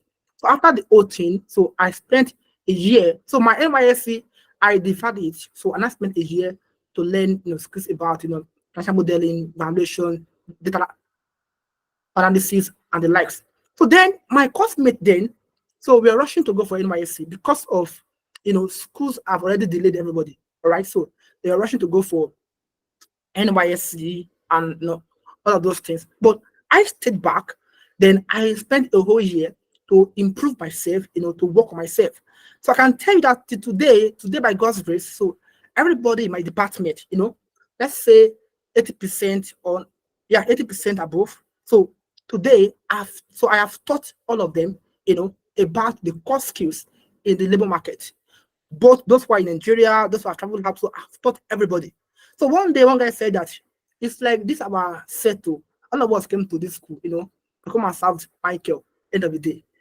Because the difference was when we were in school, yeah, I was not only focusing on academics, right? So I was looking at life after school. So I knew that life after school. So you prepare for life after school, very early when you were in school, not when you leave school. So if you want to prepare for life after school, when you leave school, it's like you want to go to the training, to the war, and you're just practicing how to shoot gun, on I mean during the war. Of course, they will finish you, right? You can't go and face Boko Haram, right? And on that very day, just learn how to practice how to shoot a gun. I mean, you're a gun already. Yeah. So I was learning those things when I was in school. Now, those things nobody taught me that this is what I should do. But I learned by observation. All right. So and learning by observation is one of the key of best form of learning. So I learned by those things that okay, though this thing should not be in place. But one thing again is I was humble enough, to learn. So I look for people on LinkedIn. I asked them, "Oh, sir, this, and this. Can you train me? I will pay you." I was not looking for a free thing. So if you are here looking for free something, you'll be a monkey. So do not look for free things, because those who pay do what? They pay attention. Do you understand? So I was looking for paid. In fact, me, Michael Ayodele, I hate anything free. Yeah, anything free, I hate it, because I believe that let me just pay for this thing, and I should be serious. All right. So I was looking for paid courses, not free something. Yeah. So I go to LinkedIn, ask people, can you teach me this thing? Yeah, and I will pay you. Do you understand? Now it's not as though I have their own money, but I was saving my money. In fact, I saved my money as well. All right. So and those money saved me, because how? I saved my money, Yes, even in Freetown, nothing is free. Yeah, thank you. Thank you, Manuel, sir. Thank you, sir. So I have to, look for paid things. And guess what? I saved my money. Yes, my money. I saved my money, right? To learn those skills. Okay. So I saved my money to learn those things. So you have to be hungry. So hunger is very, very important for you to skill. So even though you want to transition to anything, so the first thing you have to decide, then you have to be hungry, okay, and take that bold step, take risk, okay. Don't just sit down. So nobody see. By the time you sit down, you make excuses. Yeah, no matter how beautiful your excuses are, right? So they will never improve your life. No matter how beautiful they are, they will never improve your life. So excuses does not improve people. Hmm? Excuses no reduce you to be a mediocre. Okay, so do not make excuses. Yeah. So because of I don't have a laptop, that's why. Come on, you can borrow a laptop. Yeah. So because of this thing, because of I had two. Yeah, what? You have two. Come on. Oh, how do you know? So I trained a guy not too long. No, 4 guys. Like they came differently, and I said, "Oh, Mr. Michael, this, and that." I mean, they had HND, and they were thinking about what they should do. They are tired. Say, come on. The first thing I did was not to teach them, but first to no, but first to reprogram the mindset, because mindset is what is important. So you have to guide your heart, your mind with what? With all diligence. Why? Because anything that can't get to newspaper, anything that can't get to the television, anything that can't get to the radio station, can get to your heart. So that's why you have to, renew your mind every day, because your mind, can receive any information. So any information, any junks that can't get to newspaper, that can't get to television, can get to your mind. And once it gets to your mind, it affects your mind. So then it affects the way you think. So the first thing I did for those guys was a therapy on them to first reconstruct their mindset. That come on, this mindset is wrong. So your background does not matter. Yeah. So what you came out with doesn't matter. You had a two in your HND, maybe HND, they call it this thing, right? And they call it this now distinction or what? I don't know. See, because of you had a lower, in the HND, does not mean anything. Now the thing here is, do you have the skills?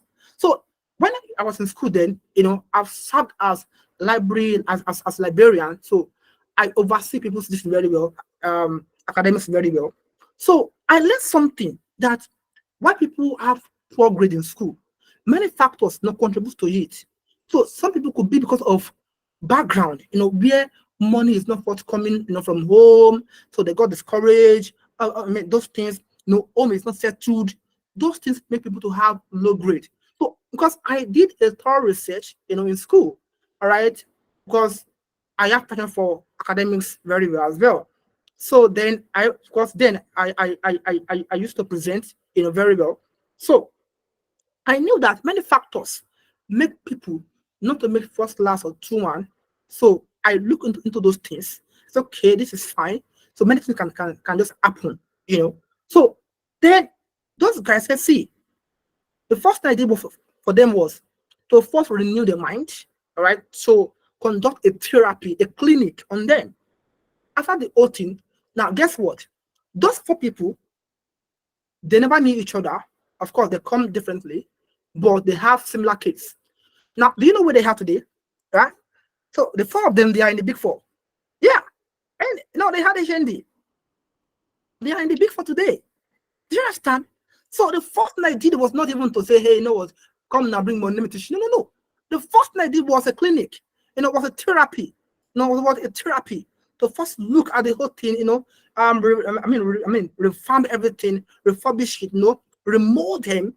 Construct the mind very well. Like I said, your mind is very, very powerful because anything that cannot get to the radio station, to the newspaper, can get to your mind. Yeah, so that's why that you have to renew your mind all the time. So be careful of kind of information that you consume. Be careful. It's very, very important. So this thing, you can look at it as though it doesn't matter. It does matter until when it affects you. So nowadays, what people are saying now is, the old anthem. People lack focus. Old anthem, old anthem, old anthem. So what is wrong with them with old anthem? Get focused on your own life and do what you should be doing. Not the old anthem you post it every day. Can you put this? Can you put that? Leave Tinubu alone. Do what you should be doing. Okay, so Nigeria, that's who we are. We lack empowerity. Oh, Tinubu, Tinubu, hey, Tinubu, oh, shit, man. Don't you get tired? Don't you get tired? You have to leave those kind of things.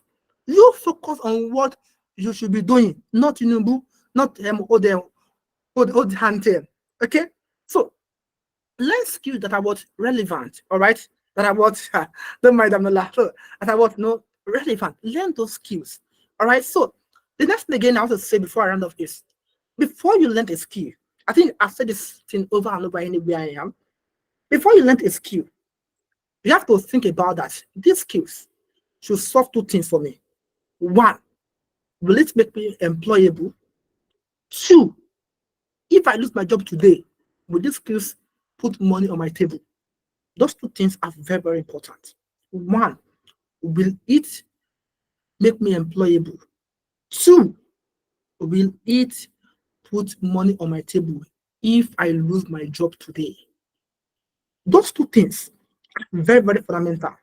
But unfortunately, people nowadays, they go out there to learn skills that will only make them employable, all right, but will not put money on their table. You have to think carefully. And why? Nigeria, so to say, they said it's hard. When you look at inflation at 33.69%, when you look at interest rate, at 26%, when you look at GDP, at 2.98%, so look at different things. Because when you lose a job tomorrow, right, can this thing put money on your table?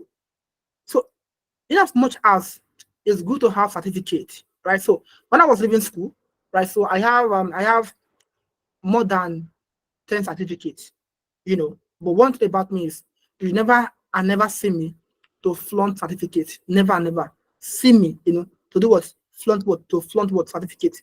So certificate is good, very, very good. But then certificate in most cases does not put money on your table, right? So what put money on your table all right, is the skills. That problem you want to solve. You want to be a solution. So learn core skills that one, make you employable, two, put money on your table. For instance, I build model for people. Mr. Michael, Yes, sorry. Yes, I'm sorry to cut you. I've been trying to get your attention. okay. Yes. So, sorry. Can we like quickly round up because it's Okay, already right. 6. We planned 6 so that we can Oh, take questions. so like give me time already. Otherwise, I'll be talking to tomorrow. All right. So learn skills that are Thank you, what sir. that are what important that will put money on your table and what make you employable. So above all, you have to be hungry. So you have to be hungry for more, because nobody give you food because you have mouth. They give you food because you are hungry. So thank you very much. Thank you. Any question? I'm here for Thank you. you Thank so much. Thank you. Thank you. Eniola, you have the floor. Oh, Okay. Okay. Thank you so much, Mr. Michael. Thanks everyone for the emojis. Thank you. Thank you. We can see your reactions. Thank you, Mr. Michael, for that very concise session. Thank you so much. It was impactful also. So now we're going straight into our question and answer session so that we don't take too much of our time, as we have spent so much of it already. We are so sorry. Okay, so we'll start with the first question. I can see a question in the chat box already. Please drop your questions because those are things that we're going to work with. Okay, please, I'm so sorry. The question has appeared here from my chat box. Oyinda, please, can you help me with the question again? yeah, Okay, I just thank you shared so it. much. Okay, thank you. Okay, so this is the first question, and this is going to Mr. Emmanuel.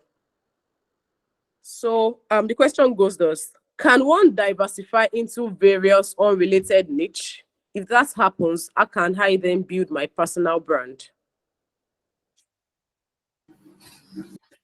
Okay. Good evening, everyone, once again, and Good evening. thank you to all the speakers after me. Thank you so much. I really enjoyed your session, and it's a privilege to share the stage with you all. So thank you for the question. I don't know who asked that question, but yes, you can actually, let me read the question again. Can one diversify into various unrelated niche? If yes, how can I then build my personal brand?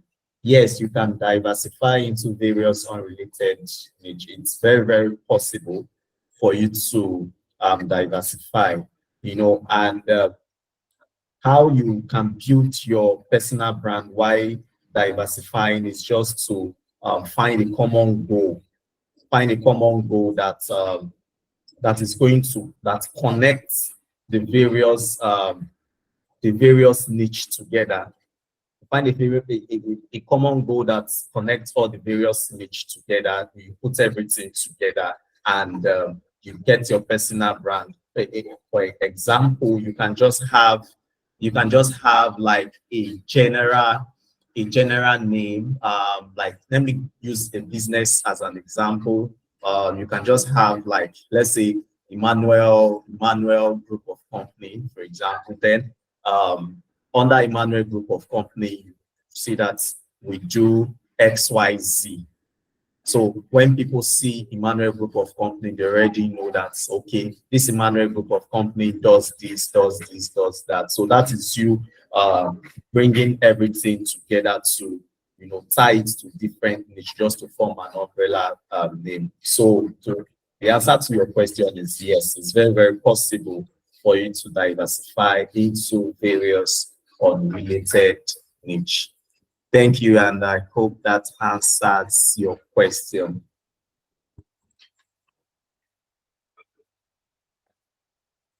Thank you so much, Mr. Emmanuel.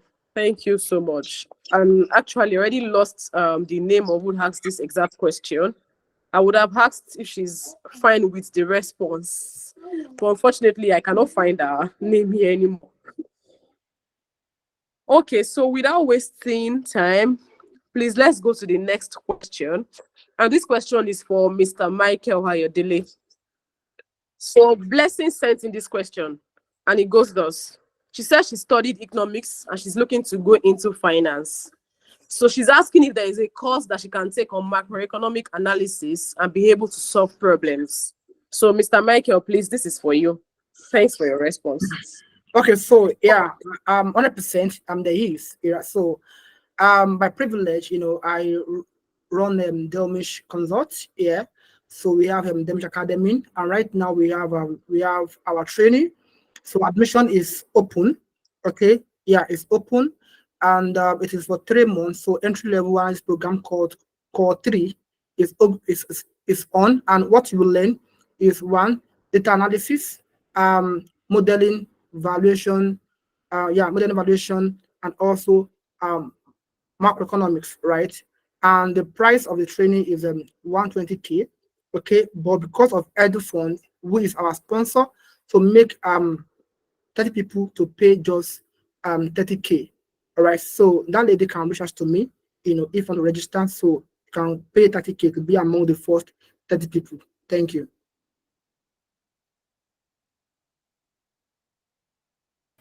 Okay. Eniola, can I quickly Hi, Eniola. Yes, I can hear you. Yes, you can. Okay. Yes. So let me just quickly drop this here. Like one thing I've seen that resonated over all the speakers were skills, taking risks, networking, networking, like mentorship. Yes. So those are the key things I took from each of all of them said the same, like they kept reiterating that same point, like skilling up, mentorship, networking, taking risks, right? Okay, somebody has a question. So one thing I just want to say is like Mr. Michael said something. The skills is either it puts money on your table or it makes you employable, right? So we have currently we have a training that is going on that will be starting by June ending, is on financial modeling. So for anybody that is interested, I think we've advertised it on our community, but it's a good place to also talk about skilling up. And every finance or most finance professionals need that skill called financial modeling. It doesn't only make you employable alone, it also puts money on your table. Like you can do it as a side also. And I think Mr. Emmanuel was saying it one day on one of his webinars that he did a financial model for as much as 5 million. And I know my guys, some of my guys that are doing financial model for like 500K, 700K, just for one model, right? So it's a good opportunity to also, I'll try to see if I can put it up and let us see details about it. Then you can also look out for, I'll drop the details in the chat box. So thank you, Eniola. Sorry for taking your time, and thank you for the audience. So thank you very much for sharing the link on all our community pages, and thank you to the speakers so far. It was really a fire moment. Thank you. Thank you so much, everybody. Yeah. Okay, so I was going to say another thing again. Maybe you can drop the link to the community, the WhatsApp community groups in the chat box, so that people can have access to it also, in case they want to share with their friends or. All right, I'll do that now. Yeah, thank you. Thank you. Okay, so now to our next question. So I'm in between. Should I send this question to Mr. Mark Duke or to Tolulokwe? Because this question is between accounting and banking sector. Okay, so this question goes thus. Solomon sent in this question. Solomon Iroma Chinedu. As a fresh graduate in accounting, what are the necessary skills to acquire? I also have a thing. Please mute your mic. Thank you. As a fresh graduate in accounting, what are the necessary skills to acquire? I also have a thing for the banking sector. Thank you, sir. Okay, so Oida already giving a suggestion here. Okay, this is another question for her. Okay, so please, I would like to take this question first. Then Mr. Madu can also answer afterwards. So please, Tolulokwe, thanks for your response. Hi, Solomon. I think this question might be slightly tricky. You know how we say we want to get into banking, but banking is broad. There is there is investments in banking, there is treasury management in banking, there's operations in banking, there's risk management in banking, right? I feel like banking is very broad, and maybe the question might be helpful if you want to niche down on what you want. But ideally, the way banking works at entry level is one such that it's your what are they called, training school grades that determine where you are posted to.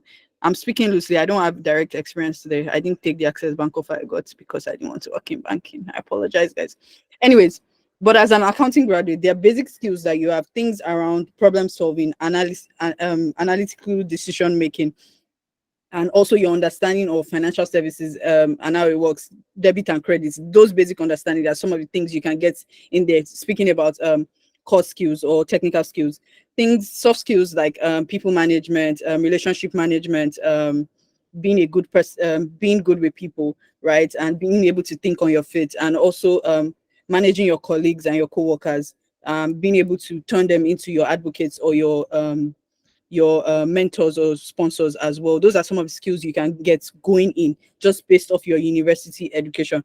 However, for us to get into specificity around skills, you need to be able to niche down on what specific part of banking you want to work in. That would be my response. Thank you. Okay, thank you, Tolulokwe. Thank you, Tolulokwe. So, Mr. Magdu, please, I would like you to add some. You can add in your Okay. response to, please. Thank you. Okay. So in addition to choosing a career in banking, now you agree with me that that industry is one of the most regulated industry we have in the economy in Nigeria today. And just like Tolu mentioned, there are different units in banking. But most times when people are between choosing careers, the first question I always ask is, what is the driving force? Do you want to build a career in banking, or do you want to build a particular skill? That will define your path, even when you enter into banking, even as entry level. I'll give you a personal experience. Now, when we started banking as a corper, we were 12 of us, and during the interview, we were already told that if we do well during the our NYC phase, we're going to be retained. Now, after the NYC, during the NYC interview, there were 12 of us, and we were asked what would be our preferred unit. And I can confidently tell you that I was the only person that chose sales. Now, the reason I chose sales was because everyone ran away from it. I really wanted to know what was making everybody run away from sales. But my dear, I can confidently tell you, if I had known, I would have gone with the other 11. But the truth is, the breakthrough always comes when you experience difficulty, and it doesn't take anything away from you. The growth part in banking comes through the most difficult part, and the part itself is not that difficult. It depends on how equipped you are to implement whatever strategy that you've already built to toe the line of that part. Now, one thing you must understand about banking is the moment you enter banking, it's easy for you to define your growth path. If it is sales, to a greater extent, you can tell where you will be in the next 5 years, 10 years, if you want that accelerated growth path. Now, the beauty about sales in banking, it is performance driven, and you can't hide away, you can't run away from it. Now, I became a branch manager. I became a branch manager at the age of 28.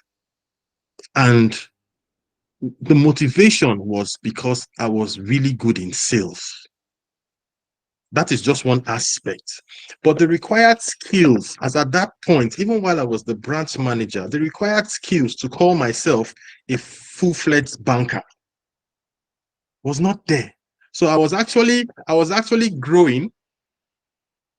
Grades were improving, the salary was coming in, but at professional events, or when the opportunity provided itself for me to come out to speak as a professional, I really couldn't do that because the required skills I needed to be called a professional in banking, as at that time, was limited because my career path was just sales, target. It was shining, yeah, fine boy, suit, everything and all that. But at the end of the day, I could only be called a professional if I had the required skills. And the required skills I needed to be called a banking professional cuts across practically all around all the units. You have treasury, you have the treasury unit, you have international operations, you have the normal operations, you have cash, whole lot. It cuts across us. And as an average banker, you should be able to have little knowledge about everything in banking. Now, for the operations side, there's also a structure. You start as a management trainee, as a teller, customer service, they all have their parts. But the simple question is, every unit has a timeline. Every unit has a time frame for you to get to the top. So the decision still rests on you. Do I want to grow to the peak of my career? Yes. If I want to grow to the peak of my career, what are the steps? What are the skills I need? Or do I just want to be called a banker and earn a salary? So just like the last speaker before me, it all boils down to decision. And also for you to stay relevant within the banking space, you have to continuously build yourself and define your path. Is it retail banking? Is it commercial banking? Is it investment banking? Is it treasury operations? Those are the defining part. Banking is interesting. And the would I say beauty, not beauty per se. Outside that banking environment, how useful is the banking experience that you've built? Outside banking, everything you think you can do as a banker, an accountant has prior knowledge of it. So outside banking, most people still prefer to have an accountant than to have a retired banker. I'm just speaking from experience. So it also depends on how well you are able to build other skills to support that banking profession. Banking is good. The environment is beautiful. The growth path for some particular unit is beautiful. And like I said, it's your decision. Thank you. Okay, thank you, Mr. Mark Duke. Thank you for that very comprehensive and elaborate response. Thank you. I'm very sure she should be satisfied with this response and know what to do afterwards. Thank you so much. Okay, so this next question is for Tolulokwe. So Oyinda is asking, if you were granted that opportunity to transition into insurance at KPMG, what would you have done? So thanks for your response, Tolulokwe.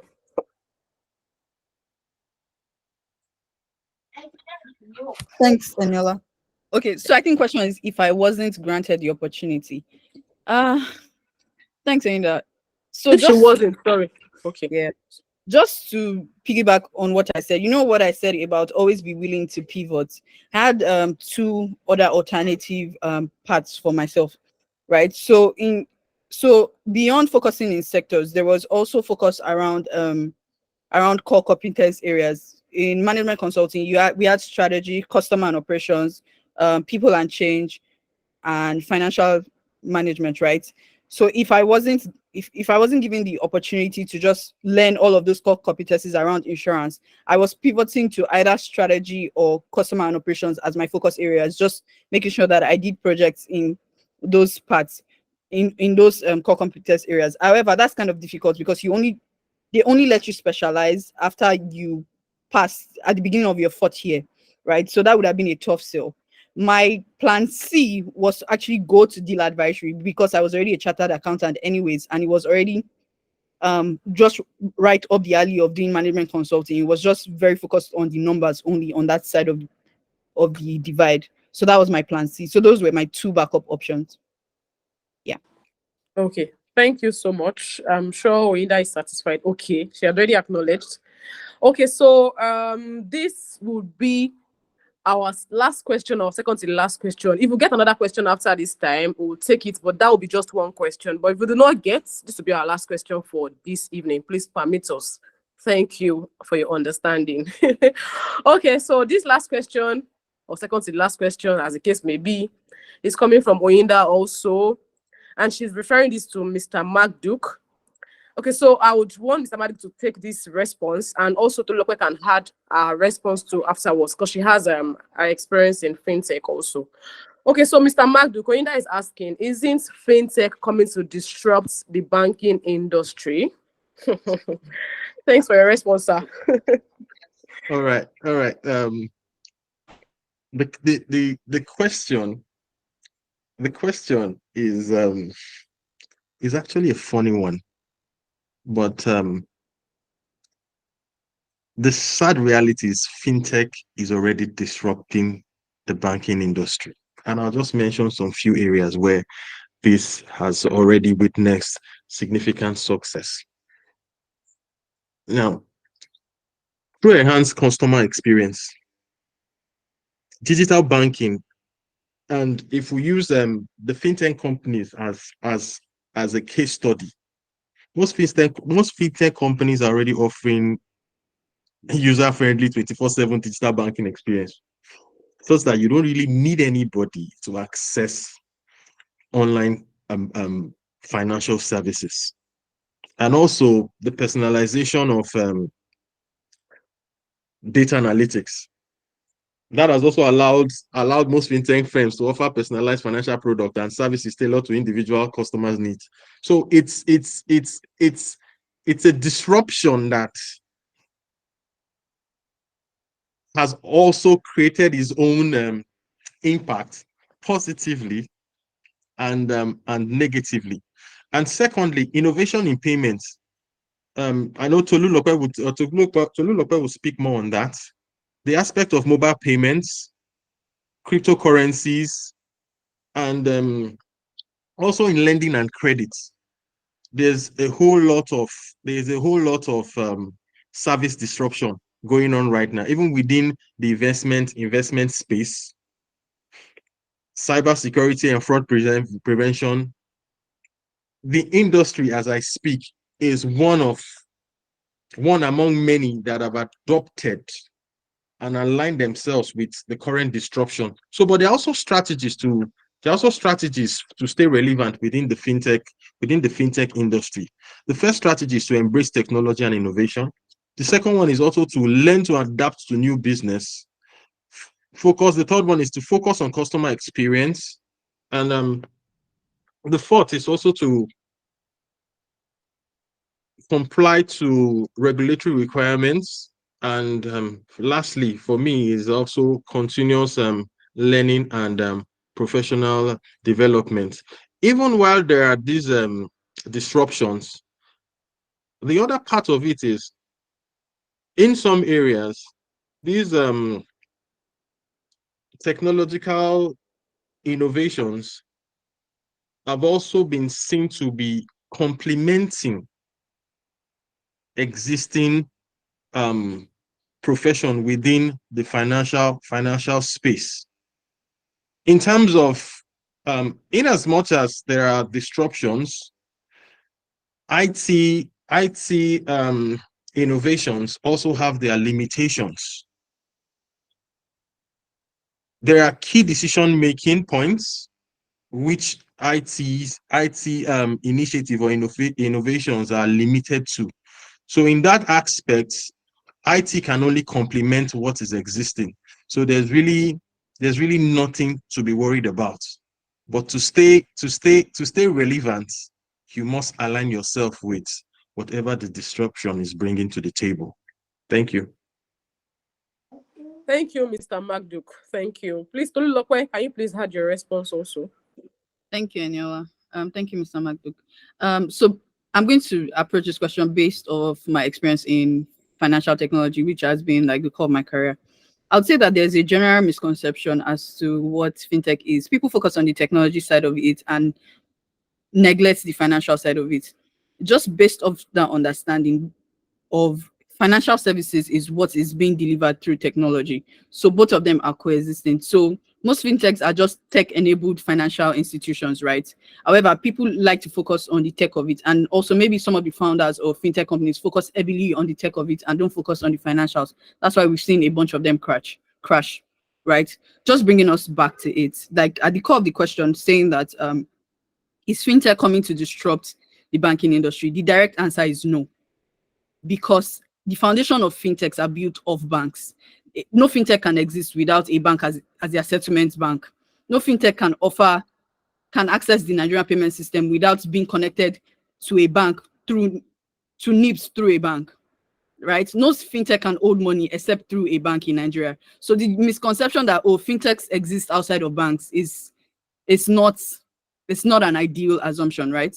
Then the second point is that when we see fintechs, right, we think, oh, they are coming to disrupt the banks or the financial services space. What they are just doing is they are enlarging the pie, right? They are driving financial inclusion because of the innovative ways in which they do distribution. For the banks, before, to them, it didn't make economic sense for them to give out loans to last mile consumers, right? But now there are credit-based fintechs that give out loans to the last mile consumers, from fair money to rent money to the different ones, right? They've come to give loans to the last mile consumers, but because they also exist in the banking space and some of them are CBN regulated, it means that their final bank accounts still sit with the commercial banks. So what they just did was enlarge the number of deposits that go into commercial banks, right? They just use distribution innovation to create a new market for themselves. The likes of Kuda as well, that made Kuda, OPay, etc., that made customer sign up process easier. So it's easy for you to open a bank account. Before, in a Nigerian bank, you first go to the branch, then you drop all your physical documents, they will verify before they open a bank account for you. But now, one click of a button, 5 minutes, you set up your account and you're done. It's distribution innovation. They're using technology to reach more people, right? But at the end of the day, they've widened the pie for everyone in financial services space. But that money ultimately sits in a bank, right? And also another thing to note is the core infrastructure that powers payments or anything in Nigeria in financial services are heavily regulated, right? And just to bypass the regulatory requirements, most fintechs actually just partner with banks or other financial services providers, from asset managers to stockbrokers, etc., to leverage their licenses. So it's not necessarily disrupting that market, it's creating a bigger pie for everyone. It means Tolu in Ebute Meta can now open an assets management account. I can buy shares on the Nigerian Stock Exchange, or I can buy shares on the US Stock Exchange using Bamboo, or Nigerian Stock Exchange using Trove, right? It's just market creating innovations or market expansion innovations that fintechs are. They're not necessarily disrupting the space, because for them, it's just a vehicle of distribution and a little bit of financial engineering to develop financial products, right? But however, at the core of it, all of those monies, all of those transactions go through traditional financial institutions. They're not creating new models of doing business. What they are just doing is creating new distribution and reaching new customers. Because of agent banking now, from OPay and PalmPay, like people in the hinterlands have access to opening a bank account or receiving money from remittance from people in the cities, right? It's just expanding the reach and creating more financially included people, expanding that pie for everyone. And also for fintechs, the cost of adhering to regulatory compliance is very high. So most of them just opt out of the old license thing and prefer to partner with a bank, because the cost of maintaining a CBN license, a SEC license, or any other regulatory licenses is just not worth it for them, because the money they are making is not enough. After this, they split the money the banks will charge them for transactions and all their respective partners, because they don't own their own core infrastructure. They are layering their products on other people's infrastructure. So it's not worth it for them. So yeah, that's what I would say, that fintechs are not necessarily disrupting. They're just creating new channels for innovation and distribution in Nigeria. Thank you so much, Dolu. Thank you so much. So we've gotten both views, and I'm very sure they've been fully noted. Thank you so much. So we are grateful to everyone today, most especially to our speakers, all four of you. Thanks for coming this evening. We're sorry for taking over 2 hours of your time today, but we really, really, really appreciate your presence. And I'm very sure we've all learned a thing or two. Thank you so much. Thanks for spending this Sunday with us. So I'll pass the mic now to Oyinda for her to do the wrap up. She has two different things to introduce to us. She has already done one of them. So I'll be passing the mic to Oyinda. Oyinda, thank you. You have the floor. Thank you, Eniola. Thank you so much to our speakers. The session was insightful, it was loaded, it was powerful. I was screaming on my seat, right? So thank you, Mr. Emmanuel. Thank you, Tolu. Thank you, Mr. Magdu. Thank you, Michael. You guys, like, it's as if I was hearing the same thing from each speaker. Like, it was just layering upon layering upon layering. So we are really, really grateful. And somebody was talking about mentorship. If you want to connect with them, you can type in their full name, reach out to them on LinkedIn. Then you can always introduce yourself that, oh, hi, Tolu. I was present at your presentation at the AGH. Like, just give them. So for you reaching out to people, okay, like, let me just quickly say this, like, in passing. When you want to network with people on LinkedIn, like what I say a lot of people do in my DM is, please, can you mentor me? Or, oh, no, even if it's please mentor me, I still even take those up.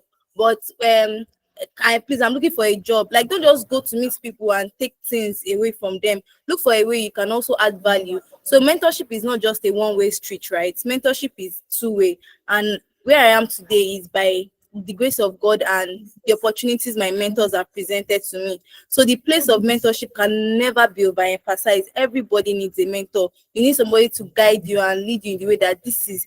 Like when Mr. Michael was talking about the story, that since 200 level, he already knew what he wanted to do because he had a mentor.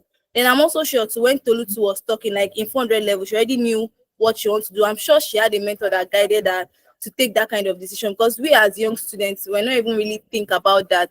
But as professionals, it's not too late. We're not taking that opportunity when we were students, but now as working professionals, as finance professionals, let's take mentorship. Like, don't only think about what you can take from your mentors, or like if you even need ways on how to start a mentorship relationship, you can reach out to me on LinkedIn. I can put you through. I have several posts that I've done regarding it. I can send the link to you and also discuss. Like, find ways to be of value to your mentor. Don't just take. Everybody's all about what can my mentor do for me? What can you also do for your mentor? So that the relationship is a mutually beneficial relationship. Because at a point, if I keep giving, even if it's not money, but giving all the information I have to make you better, but what are you doing for me in return? It may not sit like that at the beginning, but make sure that you are indispensable to your mentor. Actually, that's just my closing note on today. I already talked about our financial modeling course that is currently ongoing. Payments and registrations are going on currently. We look forward to you joining. Like what Mr. Michael said, there's nothing free. Don't think, people always thinking free. When you get it free, you won't value it. It's when you pay money for it that you get value for your money, right? And the reason is that these courses can actually be done for free, but most people will not take it seriously and some courses cannot even be made free. Like, how will you even say you want to take a financial modeling course, for instance, or a data analytics course for free? Those kind of courses are courses of the future that you need to put a price tag to it, right? And I don't even believe that. I used to say it, and I used to say it on the group, on our communities, that nobody from AJ should have that free mindset. We've argued about it one time on our group. Don't have a free mindset, like you just need everything to be free. Nothing can be freely given to you. And like Mr. Emmanuel said, nothing is even free in Freetown, right? So this is just my closing remark, and hopefully we are looking forward to I really wish we can take this to a grander level where this can be done physically. Invite this hot speakers to come and talk to us, like have something like a physical session. But we'll still be planning it, and we'll reach out to our speakers too as well to deliberate more on it. Like, then also finally, let's not take our time again. Our hangout is coming up. The turnouts have not really been encouraging, so we hope our community members too will this is another opportunity for you to network outside, like expand your network, come and network with people, come and enjoy yourself. Not every time month-end closing, reconciliation and everything, right? So we are so glad to have you on our maiden, no, not really maiden edition, but our monthly edition of our webinars, hopefully, and we trust that next month we'll be doing something more better and more grander than this. So thank you to our speakers. Thank you, Eniola, for facilitating this session. It was really, really an insightful one. And we thank you to all our participants. Thank you for your time. You could have been anywhere, but you chose to be here. We love you, and we'll keep doing things to improve the accounting and finance profession, and also take your professional development too more seriously. So thank you, everybody, and we'll be ending this session now. Thank you so much. Bye. Thank Good you, night. everyone. Yes, Bye. thank you. Nice. Thank you, everyone. Yeah.